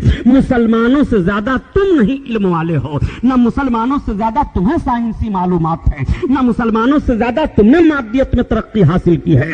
مسلمانوں نے مادیت سے جو ترقیاں حاصل کر کے جن چیزوں کو ایجاد کر دیا ہے انہی چیزوں کی تم نقل اتار رہے ہو۔ جہاز مسلمان نے بنایا ہے، کشتی مسلمان نے بنایا ہے، گھڑی مسلمان نے بنایا ہے، دیواروں کی ترتیب مسلمان نے دیا ہے، شاہراہ راہوں کا نقشہ مسلمانوں نے تعین کیا ہے. مسلمان انجینئرنگ میں بھی نہیں کم ہے, مسلمان علم میں بھی کم نہیں ہے. البتہ تم تعصب نظری سے مسلمان کو نہ تو اپنا ریزرویشن دے رہے ہو, نہ تو موجودہ حکومت میں مسلمانوں کو حکومت میں جگہیں دی جا رہی ہیں, نہ تو ان کو ملازمتیں دی جا رہی ہیں. جب نہ انہیں ملازمت ملتی ہے, نہ ان سے کام لیا جاتا ہے, نہ ان کے علم کی آزمائش کی جاتی ہے, تب مسلمان کے علم کو کیسے سمجھو گے؟ تمہارا حال تو یہ ہو گیا ہے کہ اگر کوئی مسلمان کا بچہ زیادہ پڑھنے والا ہے اور اچھا نمبر لاتا ہے, رول نمبر کا پتہ چل جائے تو اس کے نمبر کو کاٹ دیا کرتے ہو, اس کے نمبر کو کاٹ کر کے اسے فیل کر دیا کرتے ہو.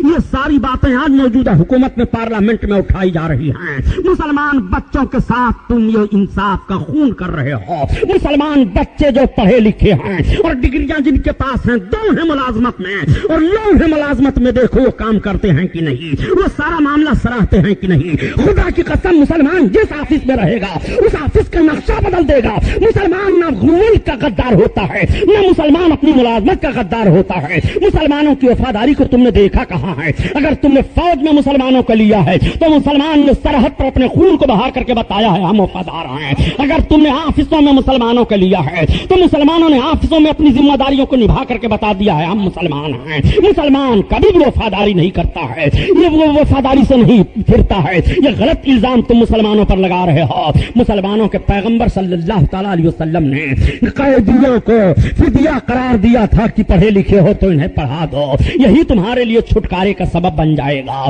چنانچہ انہیں پڑھایا جاتا ہے, ان کے چھٹکارے کا وہی سبب بن جاتا ہے. نبی کونین صلی اللہ تعالیٰ علیہ وسلم نے اس جنگ میں ایسی کامیابی حاصل کی ہے, مقام بدر کی جنگ کا اثر گرد و نواح میں بھی پڑ جاتا ہے. اللہ کے رسول گرد و نواح میں جو قبیلے آباد تھے ان قبیلوں میں اسلام کی دعوت پیش فرماتے ہیں. تمام ملکوں میں میرے سرکار اسلام کی دعوت پیش فرماتے ہیں. چنانچہ اس وقت 14 ریاستیں عرب کے قریب قریب تھیں. ان 14 ریاستوں میں اللہ کے رسول نے اپنے قاصد کو اور اپنے سفیر کو, صحابی کو خط لکھ کر کے بھیجا تھا اور اسلام کی دعوت پیش کیا تھا. مدینہ طیبہ سے تحریک جاری ہے, لیکن پھر بھی مشرکین کو چین نہیں آیا. یہ کٹے پٹے لٹے بھاگ کر کے مکہ میں گئے تھے. پھر مکہ میں سازش کرنے لگے. مدینہ کے یہودی بھی مل گئے اور مدینہ کے یہودی پل پل مکہ کے کافروں کو خبر دیتے رہے. چنانچہ مکہ کے کافروں نے اب کی بڑی زبردست تیاری کی ہے اور زبردست تیاری کر کے وہ کئی سو اکٹھا ہو کر کے اپنے تمام بہادروں کو لے کر کے ابو سفیان کی قیادت میں مقام احد کی طرف چل پڑے. پھر رسول اللہ کو اطلاع ملتی ہے کہ ہمارے خلاف تلواریں اٹھائی جانے والی ہیں, پھر ہمارے خلاف لوگ مدینہ کی طرف آ رہے ہیں. اب دوسری جنگ کو آپ ملاحظہ فرمائیے, پہلی جنگ بدر میں لڑی جاتی ہے تو بھی پہل کافروں کے طرف سے ہوتی ہے, اور دوسری جنگ احد میں لڑی جاتی ہے تو بھی کافروں کے طرف سے ہوتی ہے. اگر کافروں کی طرف سے وہ جنگ نہیں ہے تو پیمائش کر لو زمین کی, بدر مدینہ کے قریب ہے کہ مکہ کے قریب ہے, احد مدینہ کے قریب ہے کہ مکہ کے قریب ہے. شہر کی قربت بتا رہی ہے کہ ظلم ان کی طرف سے ہوا ہے, چڑھائی ان لوگوں نے کی ہے, اللہ کے رسول نے چڑھائی نہیں کی ہے. ظالم وہی لوگ قرار دیے جائیں گے. تاریخ پڑھو نبی کونین صلی اللہ تعالی علیہ وسلم کے مقدس زندگی کی, تب تمہیں پتا چلے گا. تم الزام لگایا کرتے ہو کہ مسلمان جہادی ہے, مسلمان فسادی ہے, مسلمان قاتل ہے, مسلمان قتل و قتال کرنا چاہتا ہے. پیغمبر اسلام صلی اللہ تعالی علیہ وسلم کے مقدس ہسٹری پڑھو, میرے سرکار کی سوانح زندگی مطالعہ کرو تو تمہیں پتا چل جائے گا. یہ مقام احد ہے. اللہ کے رسول صلی اللہ تعالی علیہ وسلم کی خفیہ ایجنسی سے بھی پتا چل جاتا ہے کہ یا رسول اللہ, کفاران مکہ پھر ہم پر چڑھنے والے ہیں. اللہ کے حبیب تشریف فرما ہیں, اسلام کی دعوت پیش فرما رہے ہیں. میرے سرکار ہر صورت میں جنگ کو ٹالا کرتے تھے, اس لیے کہ جنگ سے مال کی تباہی ہوتی ہے, جنگ سے جانوں کا جان ضائع ہو جایا کرتے ہیں, جنگ سے تباہیاں مچ جایا کرتی ہیں. جنگ نہ ہو اور معیشت درست ہو جائے, جنگ نہ ہو, اسلام پھیلتا رہے. میرے سرکار ہر صورت میں جنگ کو ٹالا کرتے تھے. آقا کریم تشریف فرما ہیں, تب تک ایک خاتون پہنچ گئی اور عرض کرتی ہیں یا رسول اللہ یہ میرا بچہ ہے, یہ گونگا ہے, بولتا نہیں ہے. دیکھو ادھر اللہ کے رسول صلی اللہ تعالی علیہ وسلم کو ایسی ایسی اطلاعیں مل رہی ہیں اور میرے سرکار کی بارگاہ میں ایسے ایسے ضرورت مند بھی حاضر ہو رہے ہیں. میرا بچہ یا رسول اللہ گونگا ہے. تو سرکار نے یہ نہیں فرمایا جاؤ حکیموں اور طبیبوں سے دوا حاصل کرو, جاؤ حکیموں اور طبیبوں سے پتہ لگاؤ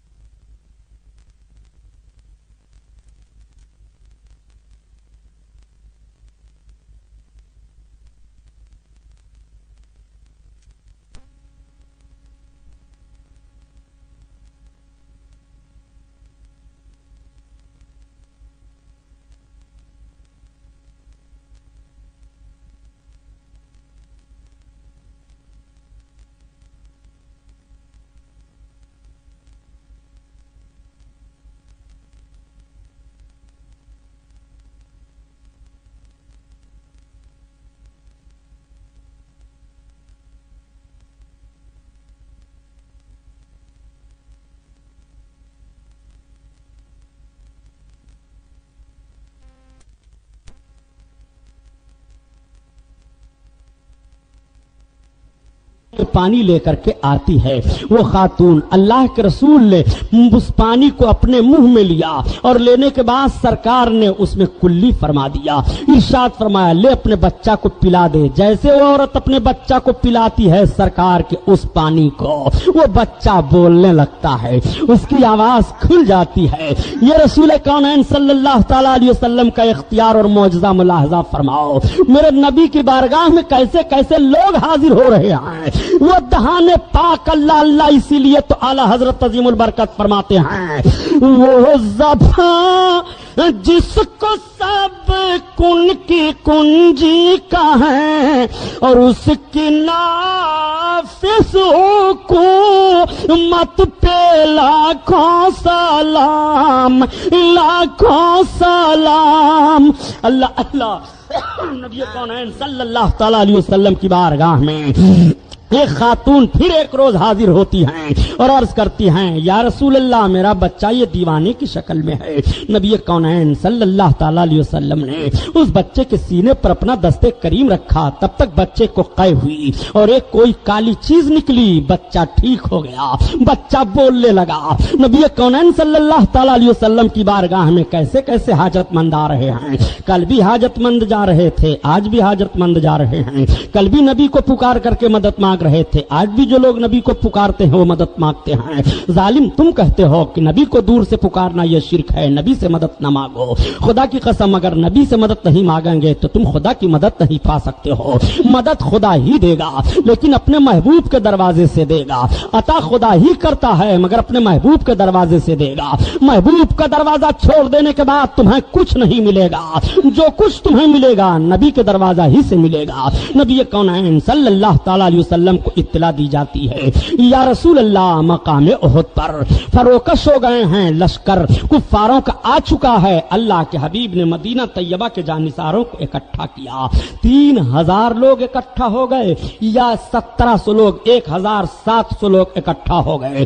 इस तरह से तारीखें बताई जा रही हैं। जब सब इकट्ठा हुए तो मदीना के कुछ नौजवान थे, उन नौजवानों को थोड़ा सा फख्र आ गया। उन नौजवानों ने अपने लश्कर को देख करके कहा, अब हमसे काफिर कैसे जीत सकते हैं। जरा जुमला मुलाहजा फरमाओ, अब हमसे काफिर कैसे जीत सकते हैं। अल्लाह के रसूल सल्लल्लाहु तआला अलैहि वसल्लम लश्कर इस्लामी का, अपने जानिसारों का यह दस्ता लेकर के चलते हैं। अब्दुल्ला इब्न उबई 700 लोगों को लेकर के चल रहा था। उसने कहा कि जब हमको फतह मिल जाए और कामयाबी मिल जाए तो हमें भी सरदार बना दिया जाए। अल्लाह के रसूल सल्लल्लाहु अलैहि वसल्लम ने फरमाया, सरदारी इस तरह से नहीं मिलती है। अगर तुम इस तरह से मांगोगे तो तुम्हें एक खजूर की टहनी पड़ी है, ये भी नहीं दूंगा। चुनांचे वो अपने साथियों को लेकर के वापस हो गया। ये क्यों अब्दुल्ला इब्न उबई मुनाफिक बना था, इसकी भी तारीख सामने सुन लो। औस और खजरज 2 कबीले थे, बहुत लड़ते रहते थे, बड़ी मारपीट उनमें होती थी। एक मर्तबा आस के मकाम पर इतनी भारी जंग हुई उन दोनों कबीलों में कि पूरा कबीला तबाह बर्बाद हो गया। तो उन दोनों कबीलों के कुछ बूढ़े और बुजुर्ग बैठे और उन लोगों ने कहा कि हम लोग आपस में किसी को अपना सरदार मुंतखब कर लें और वो सरदार हम दोनों जमातों पर दबाव रखे, लड़ाई ना हो। चुनांचे उन लोगों ने ताड़ा कि इस वक्त मदीना में अब्दुल्ला इब्न उबई है और अब्दुल्ला इब्न उबई को हम अपना सरदार बनाएं और उसी का की बात को मानें। चुनांचे उन दोनों कबीलों के लोगों ने मिलकर के सोने का ताज तैयार करवाना शुरू किया कि फला दिन हम सोने का ताज पहना करके अपने दोनों कौमों और कबीलों का सरदार अब्दुल्ला इब्न उबई को तस्लीम करेंगे। अब्दुल्ला इब्न उबई के ज़हन फिक्र में ये बात आई कि अगर ये लोग मुझको सोने का ताज पहना करके अपना सरदार मान लेंगे तो फिर मदीना के जितने लोग हैं सब मुझको अपना सरदार तस्लीम करेंगे, मैं पूरे मदीना का हाकिम अशरफ का बन जाऊंगा। ये उसके ज़हन फिक्र में बात थी। तब तक मेरे सरकार मदीना तैयबा में तशरीफ ले आए। इसका सारा किया धरा मलिया मेट हो गया और सो खजरत कबीले के लोग सरकार की बारगाह में हाजिर होकर के इस्लाम कबूल कर लेते हैं और शीरो शकर हो जाते हैं, उनका इख्तिलाफ दूर हो जाता है। अब्दुल्ला इब्न उबई के ताल्लुक से सोने का ताज और सरदारी का मामला सब किया धरा बर्बाद हो गया। उसने देखा कि सारे लोग जब मोहम्मद رسول اللہ کے قدموں میں جا رہے ہیں، تو ظاہری طور پر اس ظالم نے بھی کلمہ پڑھ لیا اور اپنے لوگوں کو لے کر کے سرکار کی بارگاہ میں شامل ہو گیا۔ چنانچہ جب مقام احد پر میرے آقا جانے لگے تو یہ اپنے ساتھ سے لوگوں کو لے کر کے آہانہ بہانہ کر کے ٹھہر گیا۔ اللہ کے رسول سمجھ رہے تھے کہ یہ کس بنیاد پر ٹھہر رہا ہے، چنانچہ اپنے شہدائیوں کو لے کر کے میرے آقا مقام احد میں پہنچ گئے۔ مقام احد پر بہت کرہ مقابلہ ہے اور بڑی کئی جماعت کافروں کی مکہ سے آئی ہے، ایسے ایسے لوگ اس میں آئے ہیں۔ ابو سفیان اس کی قیادت کر رہے ہیں، ان کی بیوی ہندا بھی آئی ہیں۔ ہندا کے باپ اور بھائی میدان بدر میں مارے گئے تھے اور سرکار کے چچا حضرت حمزہ نے مارا تھا۔ ہندا نے انعام رکھ دیا تھا کہ میرے بھائی اور میرے باپ کے قاتل کو، حمزہ کو جو قتل کرے گا میں اس کو اپنے سارے زیورات انعام میں دے دوں گی، اور اس کو جو قتل کرے گا، حمزہ قتل ہو گئے تو حمزہ کا کلیجہ نکال کر چباؤں گی اور ہار بنا کر پہنوں گی، یہ انعام ہندا نے بول دیا تھا۔ اتنا جوش و جذبہ کافروں کو دیا گیا تھا مقام احد میں۔ بڑی بھیانک جنگ ہونے لگی ہے، یہ دوسری جنگ عظیم ہونے والی ہے۔ اللہ کے رسول اپنے شہدائیوں کا دستہ لیتے ہیں اور دستہ لینے کے بعد میرے آقا نے نقشہ ملاحظہ فرمایا، آج بھی مدینہ طیبہ میں جاؤ اور مقام احد پر زیارت کرنے کے لیے حضرت حمزہ کے قبر انور کی جاؤ، اس میدان کو نقشہ کو دیکھو، وہی وہ میدان ہے جہاں حق و باطل کی لڑائی لڑی گئی تھی، وہی وہ میدان ہے جہاں تلواریں چمکی تھیں۔ پہاڑیاں آج بھی موجود ہیں، وہ پہاڑ کا حصہ آج بھی موجود ہے جس پہاڑ پر میرے آقا تشریف لے گئے تھے، اس میدان کے ریت آج بھی گواہی دے رہے ہیں جہاں صحابہ کے لاشیں تڑپی تھیں، عشق رسول اللہ میں جہاں ان کا خون بہا تھا۔ مقام احد پر اللہ کے رسول جلوہ فروز ہیں۔ 5 میل کے فاصلے پر اس وقت مقام احد بتایا جاتا تھا، اب تو آبادیاں بڑھ گئی اور وہاں تک پہنچتی چلی جا رہی ہیں۔ وہ مقام احد ہے، میدان میں میرے سرکار بھی پہنچے ہوئے ہیں۔ مدینہ طیبہ پر پہرا لگا دیا جاتا ہے، مدینہ طیبہ میں کچھ لوگوں کو روک دیا جاتا ہے،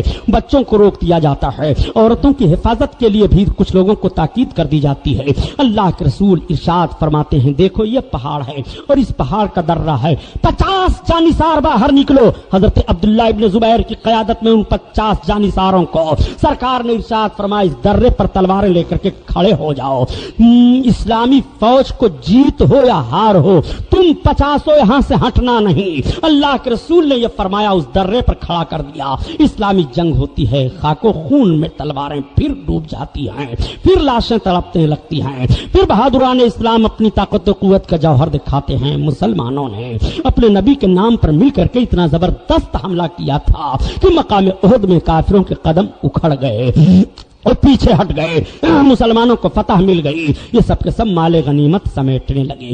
جب مال غنیمت سے سمیٹنے لگے تو 50 آدمیوں کا دستہ جو وہاں متعین تھا درے پر، ان لوگوں نے دیکھا کہ اب تو کفار بھاگ رہے ہیں اور ان کے مالوں کو سمیٹا جا رہا ہے، ہم لوگ بھی مال سمیٹنے میں شامل ہو جائیں۔ جوان تھے، جوش آ گیا جوانوں کو، وہاں سے ہٹنے لگے۔ حضرت عبداللہ نے للکارا، اے نوجوانوں درہ نہ چھوڑو، رسول اللہ کے قانون کی فرما برداری کرو، آقا کے حکم عدولی میں کامیابی تمہیں نہیں ملے گی، سرکار کی نافرمانی مت کرو۔ لیکن وہ جوان اتنے جوش میں بھرے ہوئے تھے، درے کو چھوڑ کر کے آئے اور مال غنیمت کا سمیٹنے لگے وہ بھی۔ تب تک حضرت خالد بن ولید اسلام نہیں لائے تھے۔ حضرت خالد بن ولید بڑے بہادر جنگجو مانے گئے ہیں۔ حضرت خالد بن ولید نے دیکھا کہ سارے لوگ مال غنیمت سمیٹنے میں لگے ہیں، 200 کافروں کا دستہ لے کر کے وہ درے سے پہاڑ کے لگے ہوئے تھے۔ جیسے انہوں نے دیکھا کہ ان لوگوں کی توجہ ہٹ گئی ہے، بس 200 کافروں کو لے کر کے پیچھے سے حملہ کر دیا۔ پیچھے سے اچانک حملے کا ہونا تھا، پھر بھاگتے ہوئے کافر پلٹ پڑے، دونوں بیچ میں اسلامی مجاہدین گھر جاتے ہیں۔ آگے دفاع کریں، مال غنیمت سمیٹ رہے تھے، ان کو موقع نہیں ملا، پیچھے سے دشمن حملہ آور ہو گئے۔ ایسی افراتفری پھیلی کہ سب ایک دوسرے سے ادھر ادھر ہو گئے۔ اللہ کے رسول صلی اللہ تعالی علیہ وسلم کو کفار دیکھ رہے تھے، سب کی تلواریں انہی کی طرف بڑھتی چلی جا رہی تھی۔ میرے آقا پیچھے ہٹ رہے ہیں، ایک گڑھا تھا، اللہ کے رسول صلی اللہ تعالی علیہ وسلم اس میں تشریف لائے۔ میرے آقا کا اس میں تشریف لانا تھا کہ 2 دندان مبارک شہید ہو گئے، سرکار کے مقدس سر میں چوٹ آتی ہے، خون بہنے لگا۔ حضرت سعد بن وقاص رضی اللہ تعالیٰ عنہ کی نگاہ پڑ جاتی ہے، یہ وہی حضرت سعد بن وقاص ہیں جن کا لڑکا امر ہے کربلا کے میدان میں، جس نے نماز رسول پر تیر چلایا تھا. بیٹے کا معاملہ ذرا ملاحظہ کرو اور باپ کے عشق رسالت کو دیکھو. حضرت سعد بن وقاص کود پڑتے ہیں اور سرکار کو اپنے باہوں میں لے کر کے سرکار کو ادھر کر لیا اور اپنے سینے کو کافروں کے تیر کی طرف کر دیا. ان کے تیر آ رہے ہیں, سعد بن وقاص کو لگ رہے ہیں. اللہ کے رسول نے دیکھا تو تیر کو فوراً اٹھایا اور اٹھانے کے بعد تیر دے دیا سعد بن وقاص کو. سعد مارو کافروں پر تیر, سعد مارو کافروں پر تیر, میرے باپ تم پر قربان ہو. اللہ کے رسول یہ جملہ ارشاد فرما رہے تھے. حضرت سعد بن وقاص کافروں پر تیر مار رہے تھے. تب تک حضرت فاروق اعظم چند صحابہ کو لے کر کے پہنچ گئے اور سرکار کو لے کر کے پہاڑی کے اوپر چڑھ گئے. 11 یا 9 صحابی تھے جو سرکار کو لے کر کے پہاڑی کے اوپر چڑھ گئے. ادھر کئی صحابی شہید ہو گئے, افراتفری ہو گئی, ادھر ادھر سب ہو گئے, نقشہ بدل گیا. جیتی ہوئی فوج بظاہر شکست میں تبدیل ہو جاتی ہے.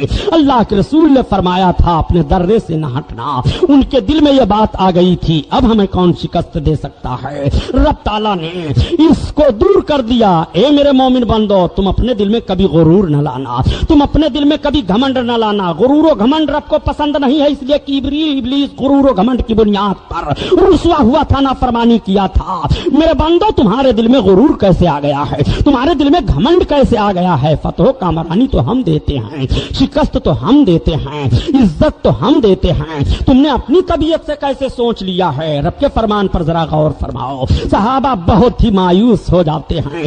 صحابہ ایسے مایوس ہوئے کہ ان کے نگاہوں سے آنسو بہنے لگے. میرے آقا صلی اللہ تعالی علیہ وسلم پہاڑی پر تشریف فرما ہیں. ابو سفیان نے جنگ کا جائزہ لیا, میدان کو دیکھا. ابو سفیان نے اپنے فوجیوں کو, لشکریوں کو اکٹھا کیا. اب قتل و قتال بند کرو, چھوڑ دو, بھاگ گئے سب محمد کے ماننے والے, اب ہمارا بدر کا بدلہ ہو گیا. ابو سفیان نے سب اکٹھا کیا اور اکٹھا کرنے کے بعد نعرہ لگایا, حبل زندہ باد, عزا زندہ باد. تب تک حضرت فاروق اعظم سے رہا نہ گیا.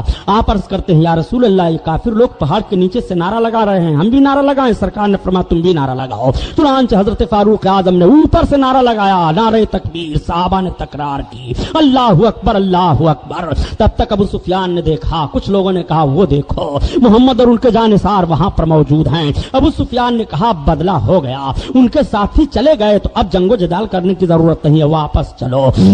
سب اپنے اپنے مال کو سمیٹتے ہیں, اپنے اپنے گھوڑوں کو لیتے ہیں, ہتھیاروں کو لیتے ہیں. مگر ابو سفیان کی بیوی ہندا سے نہیں رہا گیا. ہندا نے کہا وحشی, کہا ہاں. کہا تم نے مارا ہے رسول کے محمد کے چچا حمزہ کو؟ ہاں میں نے مارا ہے. اس لیے کہ مقام احد پر وحشی آئے تھے کافروں کی طرف سے. وحشی نیزہ بہت اچھا چلانا جانتے تھے, اسی نیزے سے انہوں نے حضرت حمزہ کو مارا تھا اور آپ شہید ہو گئے تھے. ہندا نے کہا وحشی یہ سارے میرے زیورات تم انعام میں لے لو. وحشی کو دے دیا سارے زیورات کو انعام میں. ہندا نے کہا حمزہ کا کہاں جنازہ ہے, لاش کہاں ہے؟ حضرت حمزہ کے لاش کے قریب جا کر کے اس کے بعد تاریخ کا ورق مطالعہ کرو تو آنکھوں سے خون کے آنسو جاری ہو جاتے ہیں. رسول اللہ کے چچا حضرت حمزہ ہیں جنہوں نے اپنی زندگی کا آخری خون کا قطرہ پیش کیا رسول اللہ کے قدموں پر. اے مسلمانوں, اسلام تب ہمیں ملا ہے, اسلام اس بنیاد پر ہم کو اور آپ کو ملا ہے.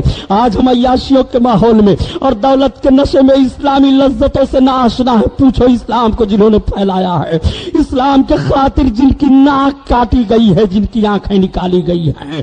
سرکار کے چچا حضرت حمزہ کی ناک کاٹ لی جاتی ہے, آنکھیں نکال لی جاتی ہیں, زبان کاٹ دی جاتی ہے, کان دونوں کاٹ دیے جاتے ہیں, سر جدا کر دیا جاتا ہے, کلیجہ پھاڑا جاتا ہے اور نکال کر کے ہندا نے کلیجے کو چبایا, ہار بنا کر کے پہنا تھا. اسلام میں کتنا خون ہے. حضرت امیر حمزہ کا میں آپ سے پوچھنا چاہتا ہوں. اللہ کے رسول صلی اللہ تعالی علیہ وسلم جب ابو سفیان اور ان کی بیوی اور ان کے سارے لوگ چلے گئے, میدان میں میرے آقا آئے, صحابہ کی لاشوں کو اکٹھا کیا, شہیدوں کے اجسام لائے جاتے ہیں.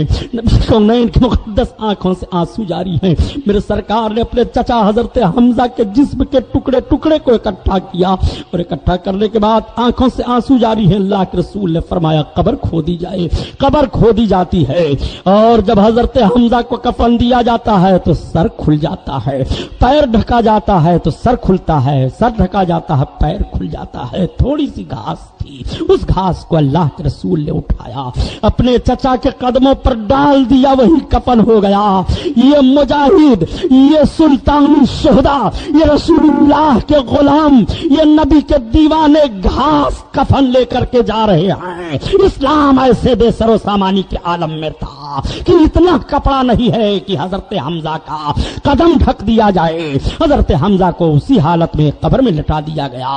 آج بھی حضرت حمزہ کے قبر کی زیارت کرنے کے لیے حجاج کرام جایا کرتے ہیں. کچھ زخمی مدینہ طیبہ لائے گئے. جب ان کی شہادت ہو گئی تو مقام جنت البقی میں وہ دفنائے گئے. اللہ کے رسول کے تعلق سے کسی نے مدینہ میں خبر پھیلا دی کہ اللہ کے رسول شہید کر دیے گئے. مدینہ میں جو لوگ تھے بے قرار ہو گئے, ان سے رہا نہیں گیا.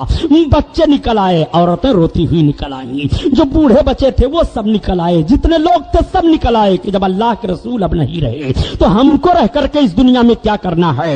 انصار گھرانے کی ایک خاتون اتنی بے قرار ہوئی کہ وہ بے تحاشا میدان کی طرف بھاگتی چلی جا رہی تھی.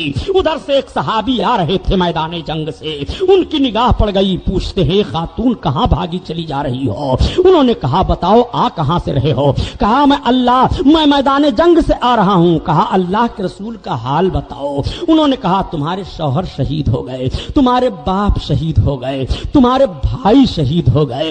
ایک خاتون پر کیسا گزرے گا وہ سن لے کہ میرا شوہر بھی میدان میں مار دیا گیا, میرا بھائی بھی میدان میں مار دیا گیا, میرا باپ بھی میدان میں مار دیا گیا, تو اس سے کیسا گزرے گا؟ خاتون نے پوچھا اے مجاہد, میں نے مان لیا کہ میرا بھائی شہید کیا گیا, میرا باپ شہید کیا گیا, میرا شوہر شہید کیا گیا, مگر یہ تو بتاؤ میرے آقا کا حال کیا ہے؟ انہوں نے کہا الحمدللہ سرکار صحیح اور سلامت ہیں. تب تک خاتون نے کہا جب آقا سلامت ہیں تو ہمارے لیے سارا جہان سلامت ہے, ہمارے لیے سب سلامتی ہی سلامت ہے. اسی لیے تو اعلی حضرت عظیم البرکت فرماتے ہیں ان کے نثار کوئی کیسے ہی رنج میں ہو, جب یاد آ گئے ہیں سب غم بھلا دیے ہیں, سب غم بھلا دیے ہیں. جب یاد آ گئے ہیں, جب یاد آ گئے ہیں سب غم بھلا دیے ہیں, سب غم بھلا دیے ہیں. درود شریف پڑھو اللہم صلی علی سیدنا مولانا محمد معدن الجود والکرم وعلی آلہ بارک وسلم صلاۃ و سلام علیک یا رسول اللہ. آخر اسلام تیرے چاہنے والے نہ رہے, جن کا تو چاند تھا افسوس وہ حالے نہ رہے. آپ ذرا ملاحظہ فرمائیے رسول کونین صلی اللہ علیہ وسلم کی مقدس سیرت. ایک مسئلہ یہیں پر اور حل کر دوں تاکہ آپ اس میں آپ کی معلومات میں اضافہ ہو جائے, آپ کا ایمان تازہ ہو جائے. ایک بحث بہت زبردست کی جاتی ہے صاحب تم بزرگوں کی قبروں پر جاتے ہو, ہاں قبروں پر فاتحہ پڑھتے ہو, ہاں ان کی زیارت کرتے ہو, ہاں وہ کسی اللہ کے ولی کی قبر پر چادر بھی ڈالتے ہو, ہاں صاحب یہ بدعت ہے, بہت بڑا ناجائز کام ہے. اعلیٰ حضرت عظیم البرکت سے جب پوچھا گیا کہ کسی ولی کے قبر پر چادر ڈالنی کیسی ہے تو آپ فرماتے ہیں اظہار عظمت کے لیے اللہ کے ولی کے قبر پر ایک چادر ڈال دینی کافی ہے, بقیہ منو چادروں کی قیمتیں غریبوں اور فقیروں میں تقسیم کر دی جائیں. یہ ہے مسلک اعلیٰ حضرت. مجاوروں نے خون کر دیا ہے مسلک اعلیٰ حضرت کا. مسلک اعلیٰ حضرت تو ذرا دیکھو, آقا کریم صلی اللہ تعالی علیہ وسلم کے شیدائیوں پر اعتراض کیا جاتا ہے کہ قبروں کے پاس کیوں جاتے ہو. اب پتہ یہ چلا کہ لاؤ سرکار کی سیرت دیکھی جائے, لاؤ نبی کونین کی 63 سالہ زندگی مطالعہ کیا جائے. کیا نبی بھی قبروں پر گئے ہیں مومنین کے کہ نہیں؟ کیا نبی نے بھی مومنوں کے قبروں کے پر جا کر کے ان کے لیے دعا کی ہے کہ نہیں؟ تو جنت البقیع کے قبرستان میں تو آقا جایا ہی کرتے تھے, لیکن کہہ سکتے ہو سرکار کبھی کبھی جاتے تھے, دن تو کوئی متعین نہیں تھا. لیکن آؤ یہ مقام احد ہے, جس روز احد کی لڑائی ہوئی تھی, جب سال میں وہ دن آتا تھا تو اللہ کے رسول اس دن احد میں تشریف لے جاتے تھے اور احد کے شہیدوں کے لیے مغفرت کی دعا مانگتے تھے. پتہ یہ چلا کہ شہید کی قبر پر جانا اس کے شہادت کی دن یہ رسول اللہ کی سنت ہے, یہ رسول اللہ کا طریقہ ہے. میرے سرکار شہدائے احد کی قبروں پر جایا کرتے تھے. حدیث کی کتابوں کو پڑھو اور دیکھو سرکار کی یہ حدیث ہے کہ نہیں. سبحان اللہ. نعرہ تکبیر, نعرہ رسالت, مذہب اسلام, مسلک کے اعلیٰ حضرت علامہ سبحانی صاحب قبلہ. سبحان اللہ سبحان مولوی صاحب سے پوچھئے گا. مولوی صاحب ہاں ذرا یہ بتائیے سرکار شہدائے احد کی قبروں پر سال میں جاتے تھے؟ اگر کہہ دیں نہیں تو ہمارے پاس آئیے گا، اور کہیں کہ ہاں تو کہیے تو پھر ہم کو شہیدوں کی قبروں پر جانے سے آپ کیوں روکتے ہیں؟ سرکار سال میں شہیدوں کی قبروں پر تشریف لے جاتے تھے، ان کے لیے دعائے مغفرت کیا کرتے تھے. اللہ کے رسول صلی اللہ علیہ وسلم کی سیرت ذرا ملاحظہ فرماؤ. میرے سرکار تشریف لائے، مدینہ طیبہ پہنچے، بہت غمگین ہیں مسلمان، انہیں بڑی فکر لگی ہوئی ہے کہ ہمیں شکست ہو گئی، ہم آج جیتی ہوئی جنگ کو شکست میں دیکھ کر کے آ رہے ہیں. گھر گھر ماتم ہے، آنکھوں سے آنسو بہ رہے ہیں. اللہ کے حبیب پر وہی نازل ہوتی ہے وَلَا تَهْنُوا وَلَا تَحْزَنُوا وَأَنْتُمُ الْأَعْلَوْنَ إِن كُنتُم مُؤْمِنِينَ.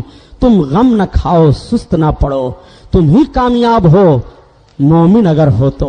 ان کنتم مومنین، تم مومن ہو تو کامیابی تمہارے لیے ہے. اس بشارت کو سننے کے بعد مسلمانوں کا دل بھر آتا ہے. ان کے چہرے پر اس میں ہلال چھایا ہوا تھا، گلاب کی طرح ان کا چہرہ ہو جاتا ہے. رب کی طرف سے بشارت سنتے ہیں. قرآن میں آیت نازل ہو رہی ہے یا ایھا الذین آمنوا استعینوا بالصبر والصلاۃ. اے ایمان والو صبر سے مدد مانگو، نماز سے مدد مانگو. ان اللہ مع الصابرین، اللہ صبر کرنے والوں کے ساتھ ہے. قرآن کی آیت تلاوت کرنے کے بعد صحابہ کو سکون مل جاتا ہے، صحابہ مطمئن ہو جاتے ہیں. اب آپ ذرا ملاحظہ فرمائیے، مدینہ طیبہ میں میرے آقا تشریف فرما ہیں، گرد و نواح سے لوگ پھر بھی آ رہے ہیں، اسلام کا کلمہ پڑھ رہے ہیں، اسلام بڑھتا چلا جا رہا ہے. اسلام کو روکنے کی بڑی کوششیں کی جا رہی ہیں، تلواروں کے زور سے کوششیں کی گئی ہیں، اسلام بڑھتا چلا جا رہا ہے. میرے سرکار نظام اسلام اور دستور حیات بھی مرتب فرما رہے ہیں. میرے سرکار نے مدینہ طیبہ میں اجتماع کیا صحابہ کا، اور ارشاد فرمایا میرے صحابہ نماز جماعت سے پڑھتے ہو؟ عرض کرتے ہاں یا رسول اللہ ہم پڑھتے ہیں. آقا ارشاد فرماتے ہیں جہاں ٹائم ہوتا ہے، جس میدان میں ہوتا ہے، نماز صحابہ جماعت سے ادا کر لیا کرتے ہیں. نماز کے اعلان کے لیے کیسے کیا کیا جائے؟ صحابہ سے سرکار نے مشورہ کیا. اس وقت اذان نہیں تھی. آج جو لوگ نبی کونین کی مقدس سنت سے دور بھاگ رہے ہیں، وہ ذرا دیکھیں، وہ نماز پڑھیں جو بغیر اذان والی ہو.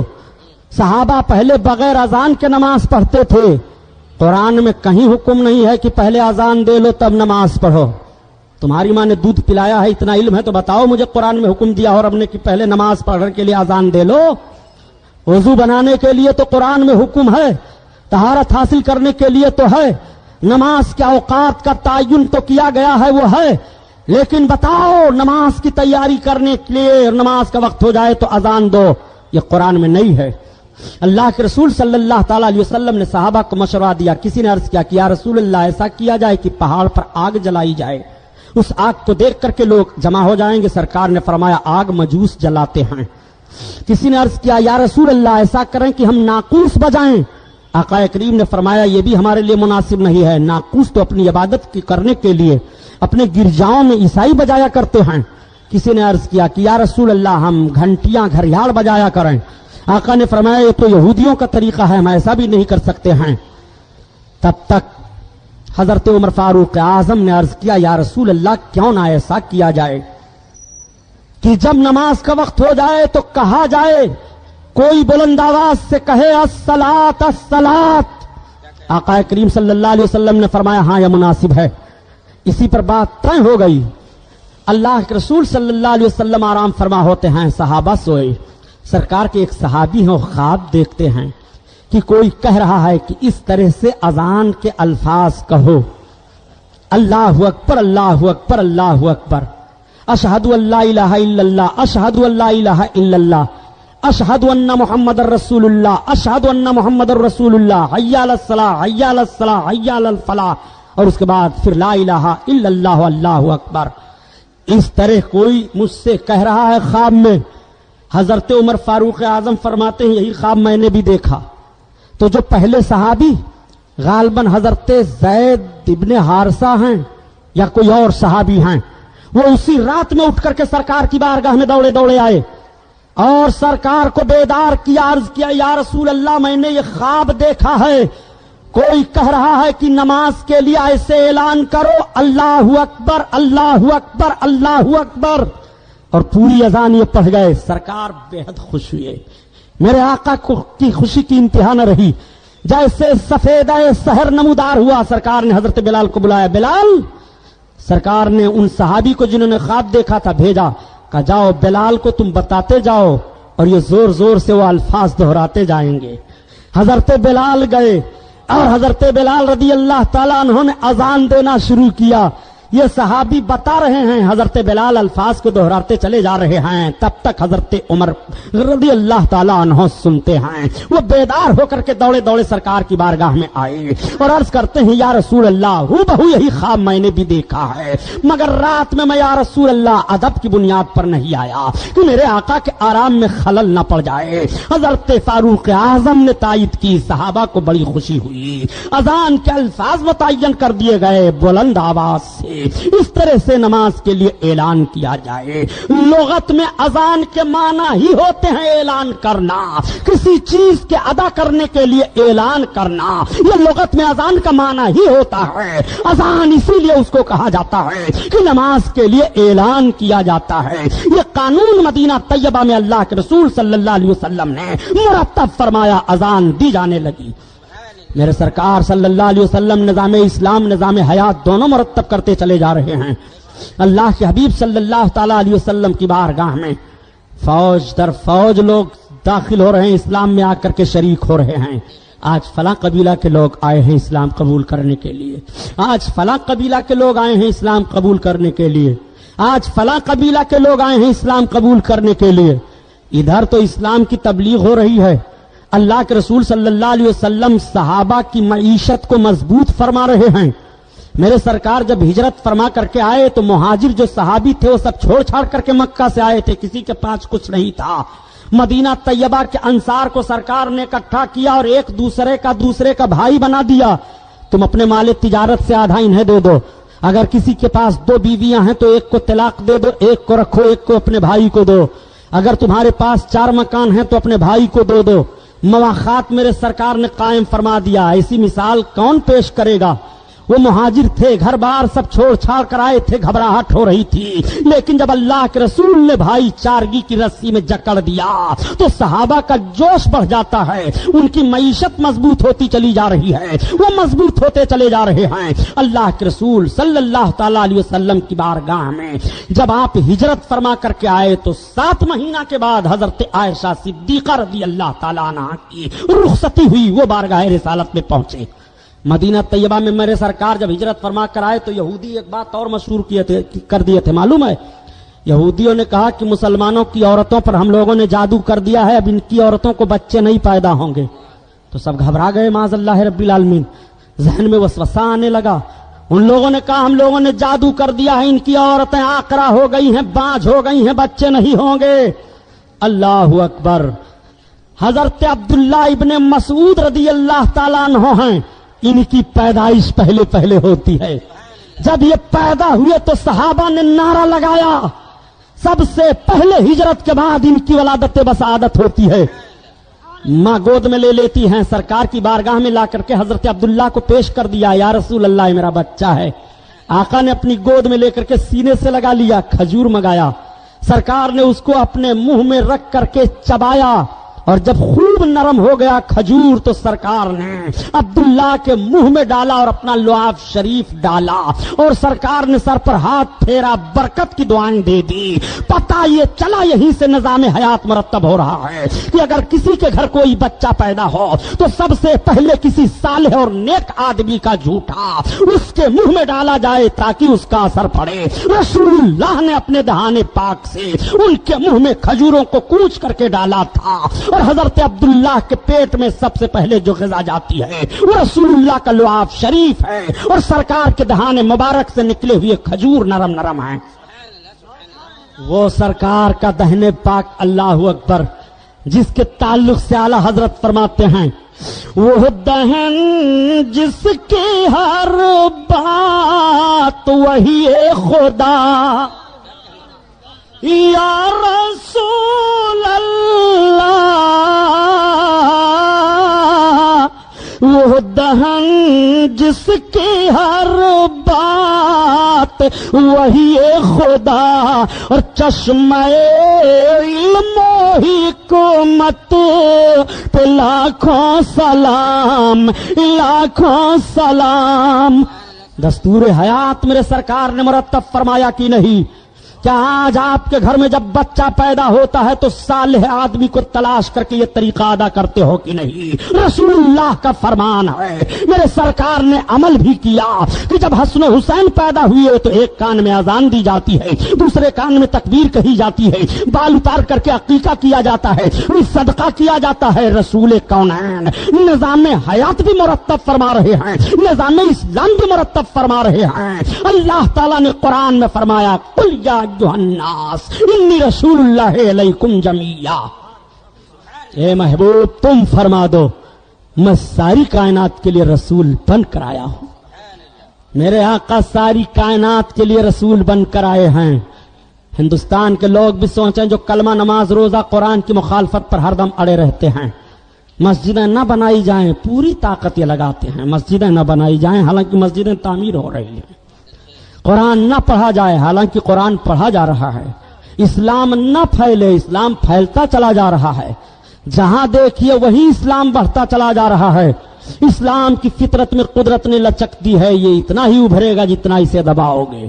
رسول اللہ صلی اللہ تعالی علیہ وسلم اسلام کی نشر و اشاعت مدینہ کی سرزمین پر کر رہے ہیں. پھر تیسری جنگ کون سی ہوئی؟ ذرا جنگوں کا نقشہ تو آپ سامنے رکھیے. اسی لیے میں نے عرض کیا کہ خدا کی قسم 63 سالہ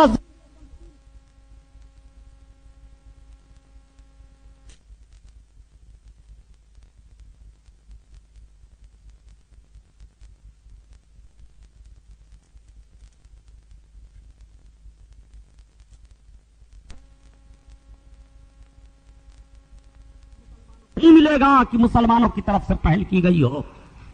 تیسری جنگ آتی ہے. تیسری جنگ کون آئی؟ غزوہ خندق جس کو کہا جاتا ہے, خندق کی لڑائی.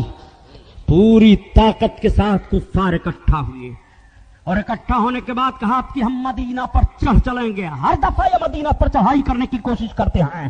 جب پہلی دفعہ کوشش کیا تو بدر میں روک دیا گیا, جب دوسری دفعہ کوشش کیا تو مقام احد پر روک دیا گیا. اب کی تیسری بار یہ پھر مدینہ پر چڑھائی کر رہے ہیں, پھر مدینہ پر یہ چڑھ کر کے آ رہے ہیں. اللہ کے رسول صلی اللہ علیہ وسلم کی خفیہ ایجنسی سے پتہ چل جاتا ہے یا رسول اللہ بڑی زبردست تیاری کر کے کفاران مکہ اور گرد و نواح کے سارے لوگ مل کر کے مدینہ طیبہ پر حملہ آور ہوں گے. اللہ کے رسول صلی اللہ تعالی علیہ وسلم نے اپنے صحابہ کو بلایا. سرکار جب کوئی اجتماعی کام فرمایا کرتے تھے تو بلا مشورہ کے نہیں, صحابہ سے مشورہ لیا کرتے تھے. حالانکہ میرے آقا مختار کائنات ہیں, سرکار قانون داں بھی ہیں, قانون ساز بھی ہیں, قانون جانتے بھی ہیں, قانون بناتے بھی ہیں. جو قانون جس کے لیے سرکار مرتب فرما دیں یا جس بات کے لیے حکم دے دیں, کوئی صحابی اس بات کے انکار کے لیے اپنی زبان نہیں کھول سکتے ہیں دربار رسالت میں. مگر رسول اللہ صلی اللہ علیہ وسلم طریقے زندگی عطا فرما رہے ہیں کہ اجتماعی شکل میں کوئی کام تمہیں کرنا ہے تو مشورے سے کیا کرو. اللہ کے رسول اپنے صحابہ سے مشورہ فرما رہے ہیں. صحابہ جمع ہو گئے. کیا آج بھی کوئی کام کرنے کے لیے آپ حضرات مشورہ کرتے ہیں؟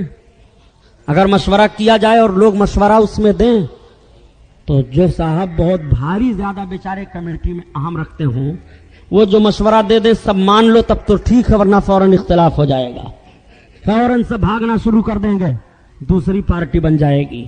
معاذ اللہ رب العالمین. یہ طریقے رسول نہیں ہے. طریقے مصطفیٰ کو چھوڑنا ہے وجہ بربادی. اسی سے قوم دنیا میں ہوئی بے اقتدار اپنی. میرے سرکار صحابہ سے مشورہ فرماتے ہیں. پتہ یہ چلا کہ کوئی کام کرنے کے لیے قوم کی بھلائی کا کام ہو, مفاد عامہ ہو, اجتماعی کام ہو, اس کے لیے مشورہ کرنا رسول اللہ صلی اللہ علیہ وسلم کی مقدس سنت ہے. میرے سرکار صلی اللہ علیہ وسلم نے فرمایا میرے صحابہ عرض کرتے ہاں یا رسول اللہ, دیکھ رہے ہو کافروں کی سازش کو؟ ہاں یا رسول اللہ. کیا کیا جائے؟ تو صحابہ اٹھ کر کھڑے ہو گئے. یا رسول اللہ ہم حضرت موسیٰ کی امت نہیں ہے جو کہہ دیں کہ جاؤ آپ اور آپ کا خدا لڑے, ہم یہیں سے دیکھیں گے. یا رسول اللہ آپ ہمیں حکم دے تو ہم پہاڑوں سے ٹکرا جائیں گے. یا رسول اللہ آپ حکم دے دیں تو ہم دریاؤں میں چھلانگ لگا دیں گے, ہم آگ کے شعلوں سے کھیل جائیں گے. یا رسول اللہ آپ حکم تو فرمائیں, ہم آپ کے حکم پر عمل کرنے کے لیے تیار ہیں. میرے آقا نے ارشاد فرمایا تو میرے صحابہ کیا کیا جائے؟ پوری تیاری کے ساتھ کفار آ رہے ہیں. کسی نے عرض کیا یا رسول اللہ نکل کر کے باہر مقابلہ کیا جائے, وہ زیادہ ہوں گے, ہم کم ہیں, دوسرے سائڈ سے وہ حملہ کر سکتے ہیں. چونکہ مقام احد میں حضرت خالد بن ولید نے درے سے حملہ کیا تھا, ایک سائڈ سے لڑائی نہیں رہ گئی تھی. اللہ کے رسول صلی اللہ علیہ وسلم نے سوچا کہ کفاران مکہ اور گرد و نواح کے کافر بھی جنگی مہارت رکھتے ہیں, ہم ایک سائڈ سے اقلیت میں ہیں نکل کر کے حملہ کریں گے. وہ مدینہ کے جتنے راستے ہیں ہر راستے پر وہ اپنے جوانوں کو لگا دیں, دقت پیدا ہو سکتی ہے, کوئی دوسری رائے پیش کرو. حضرت سلمان فارسی کھڑے ہوتے ہیں.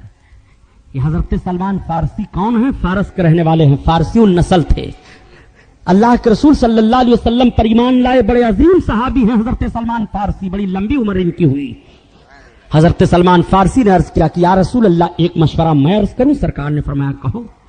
عرض کرتے ہیں یا رسول اللہ میری رائے تو یہ ہے کہ مدینہ میں ایک طرف سے پہاڑیاں ہیں, ایک طرف سے کھجوروں کے درخت ہیں, ایک طرف سے راستہ آنے جانے کا ہے. تو یا رسول اللہ جدھر سے راستہ آنے جانے کا ہے تھوڑا سا حصہ چھوڑ کر کے ہم خندق کھود دیں اور اتنی گہری کھائی ہم کھودیں کہ وہ کھائی پار کر کے ہمارے طرف نہ آ سکیں اور یہیں سے ہم دفاع کریں. اللہ کے رسول نے پسند فرما لیا اس مشورہ کو.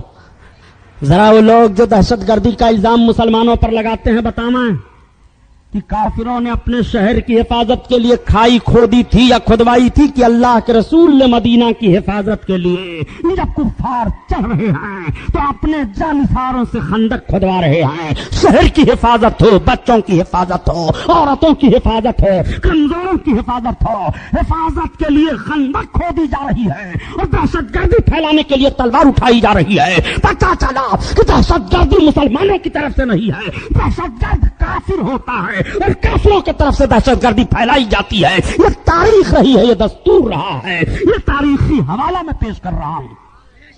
سنو, اللہ کے رسول صلی اللہ تعالی علیہ وسلم اپنے صحابہ کو زمین کا حصہ تقسیم فرماتے ہیں. یہاں سے یہاں تک تم خندق کھودو, یہاں سے یہاں تک تم کھودو, یہاں سے یہاں تک تم کھودو. میرے آقا صلی اللہ علیہ وسلم زمین کا حصہ بانٹ دیا, ایک حصہ اپنے لیے سرکار نے رکھا.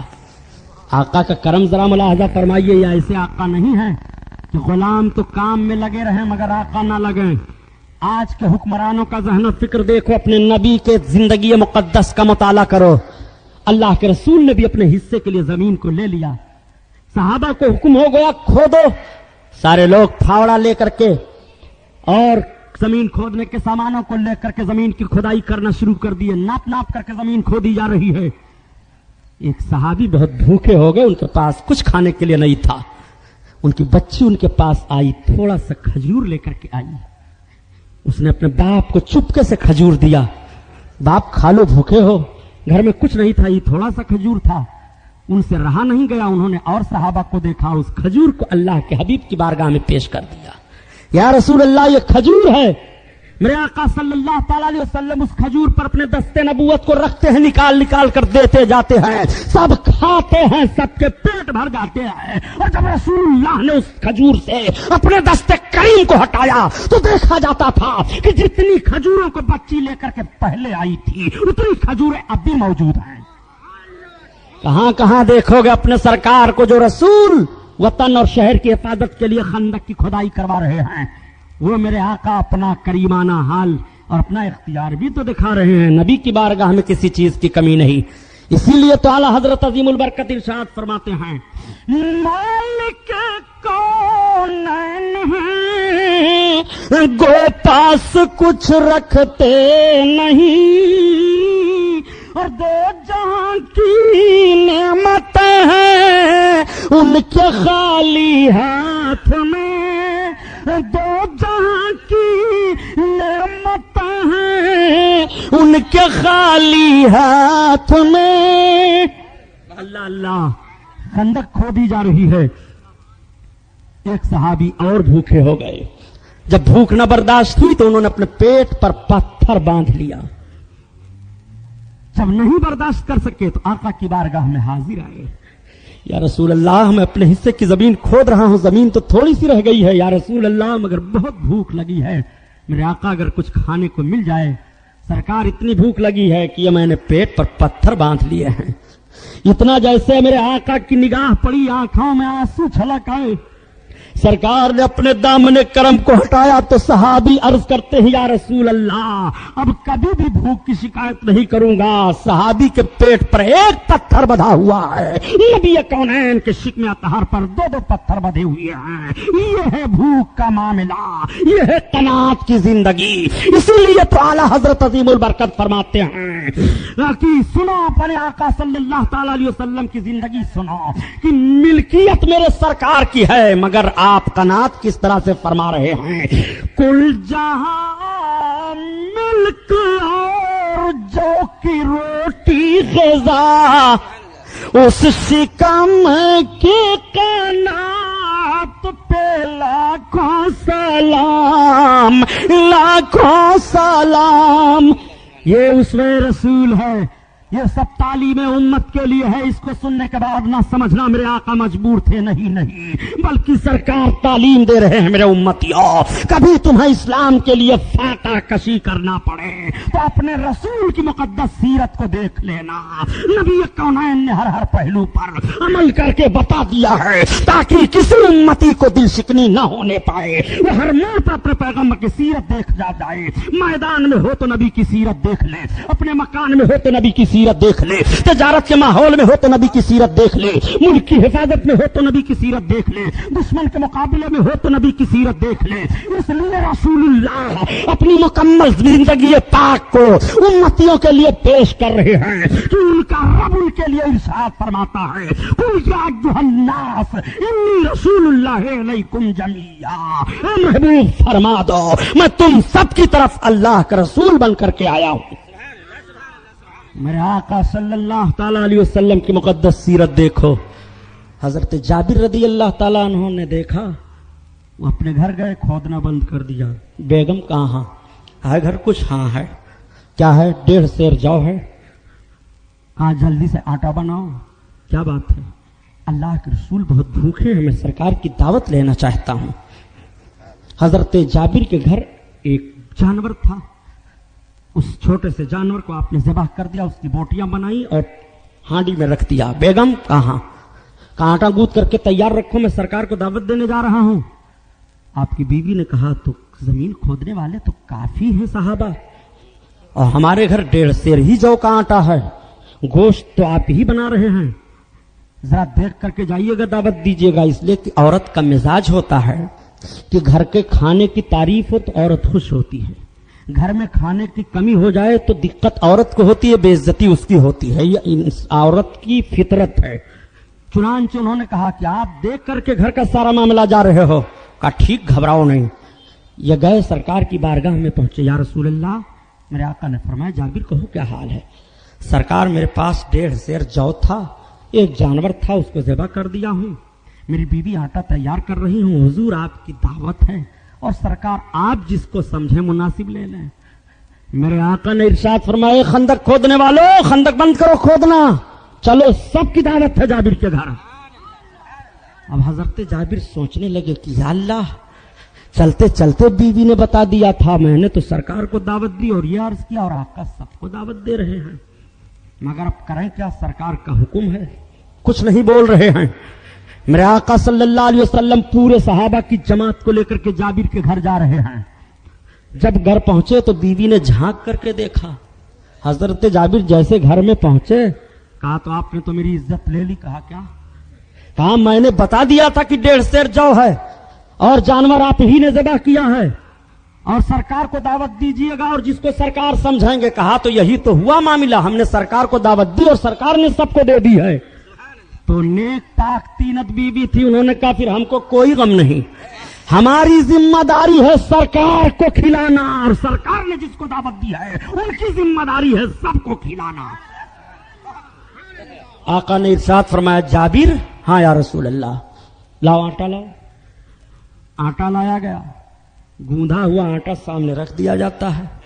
सरकार ने अपना लुआब शरीफ लिया, थूक और आटे में डाल दिया। फरमाया जाबिर कहाँ हैं? कहा ले जाओ अपनी बीवी से कह दो और औरतों को बुला ले और गूंद करके आटा रोटी तैयार करें। अब यहीं पर आप रुक जाइए थोड़ा सा। मेरे सरकार ने अपना लुआब क्यों आटे में डाला? थूक, पानी मंगा करके डाल देते, हाथ ही सरकार रख देते, बरकत हो जाती आटे पर। थूक क्यों डाल रहे हैं? जरा आप अपने बेगम को कह दीजिए ला तू अपना हाथ कर, मैं थूकता हूं, चाट तो मारेगी एक थप्पड़। बट बेवकूफ कहेंगे। प्यार मोहब्बत का मामला ही थोड़ा है कि तुम्हारे थूक को मैं चाटूं। बहुत दम भरते हो कि जैसे हम नबी हैं ऐसे रसूलुल्लाह हैं, माज़अल्लाह। जरा जुमले पर गौर फरमाइए कि जो मौलवी साहब किताब पढ़ते हैं तो पढ़ते हैं, एक किताब मेरे सामने से गुजरी तो उसमें लिखा था, जैसे मैं खोला तो उसमें पहला जो जुमला लिखा था, और रसूलुल्लाह सल्लल्लाहु अलैहि वसल्लम एक मामूली इंसान थे, माज़अल्लाह रब्बिल आलमीन। किताब उधर रख दिया, सोचने लगा कि ऐसे कलम तोड़ दिए जाएं, ऐसे हाथ काट लिए जाएं, ऐसे ज़हनो फिक्र को आग लगा दी जाए, क्या किया जाए? इलाही माजरा क्या है, कयामत क्यों नहीं आती? ये जालिम नबी की सीरत पढ़ते हैं। अल्लाह के रसूल सल्लल्लाहु अलैहि वसल्लम ने अपना लुआब शरीफ क्यों डाला? हाथ लगा देते, आटे में बरकत हो जाती। पानी मगा करके डाल देते, आटा पानी से गूंधा जाता, किसी को आर भी ना गुजरता। नबी दिखा रहे हैं, देखो मेरे दीवानों को, मेरे दीवाने मेरे लुआब से कितनी मोहब्बत कर रहे हैं, तो मुस्तफा के खून से इनको कितनी मोहब्बत होगी। रसूलुल्लाह ने साबित कर दिया और सहाबा ने भी साबित कर दिया, या रसूल अल्लाह, आपके हर हर आदा, हर दस्तूर, हर कानून से हमें मोहब्बत है। रसूलुल्लाह का लुआब शरीफ है, पानी में डाल दे तो पानी मीठा हो जाए, और आटे में डाल दे तो आटा बढ़ जाए। वो आटा जिसके पेट में गया है, कभी पेट में बीमारी नहीं हुई है, सबका थूक थूक है, मगर रसूलुल्लाह का थूक नूर है, नूर है। अल्लाहु अकबर, कुल या अय्युहन्नास इन्नी रसूलुल्लाह अलैकुम जमिया। ए महबूब, तुम फरमा दो कि मैं तुम सब की तरफ अल्लाह का रसूल बनकर आया हूं। यहीं से इंशाअल्लाह बयान कल होगा और फतह मक्का बयान किया जाएगा। इंशाअल्लाह ताला आप तशरीफ लाएं कल और वक्त से आ जाया करें। ये महफिल नूर जिंदाबाद, पाइंदाबाद, ये किताबें आई हैं।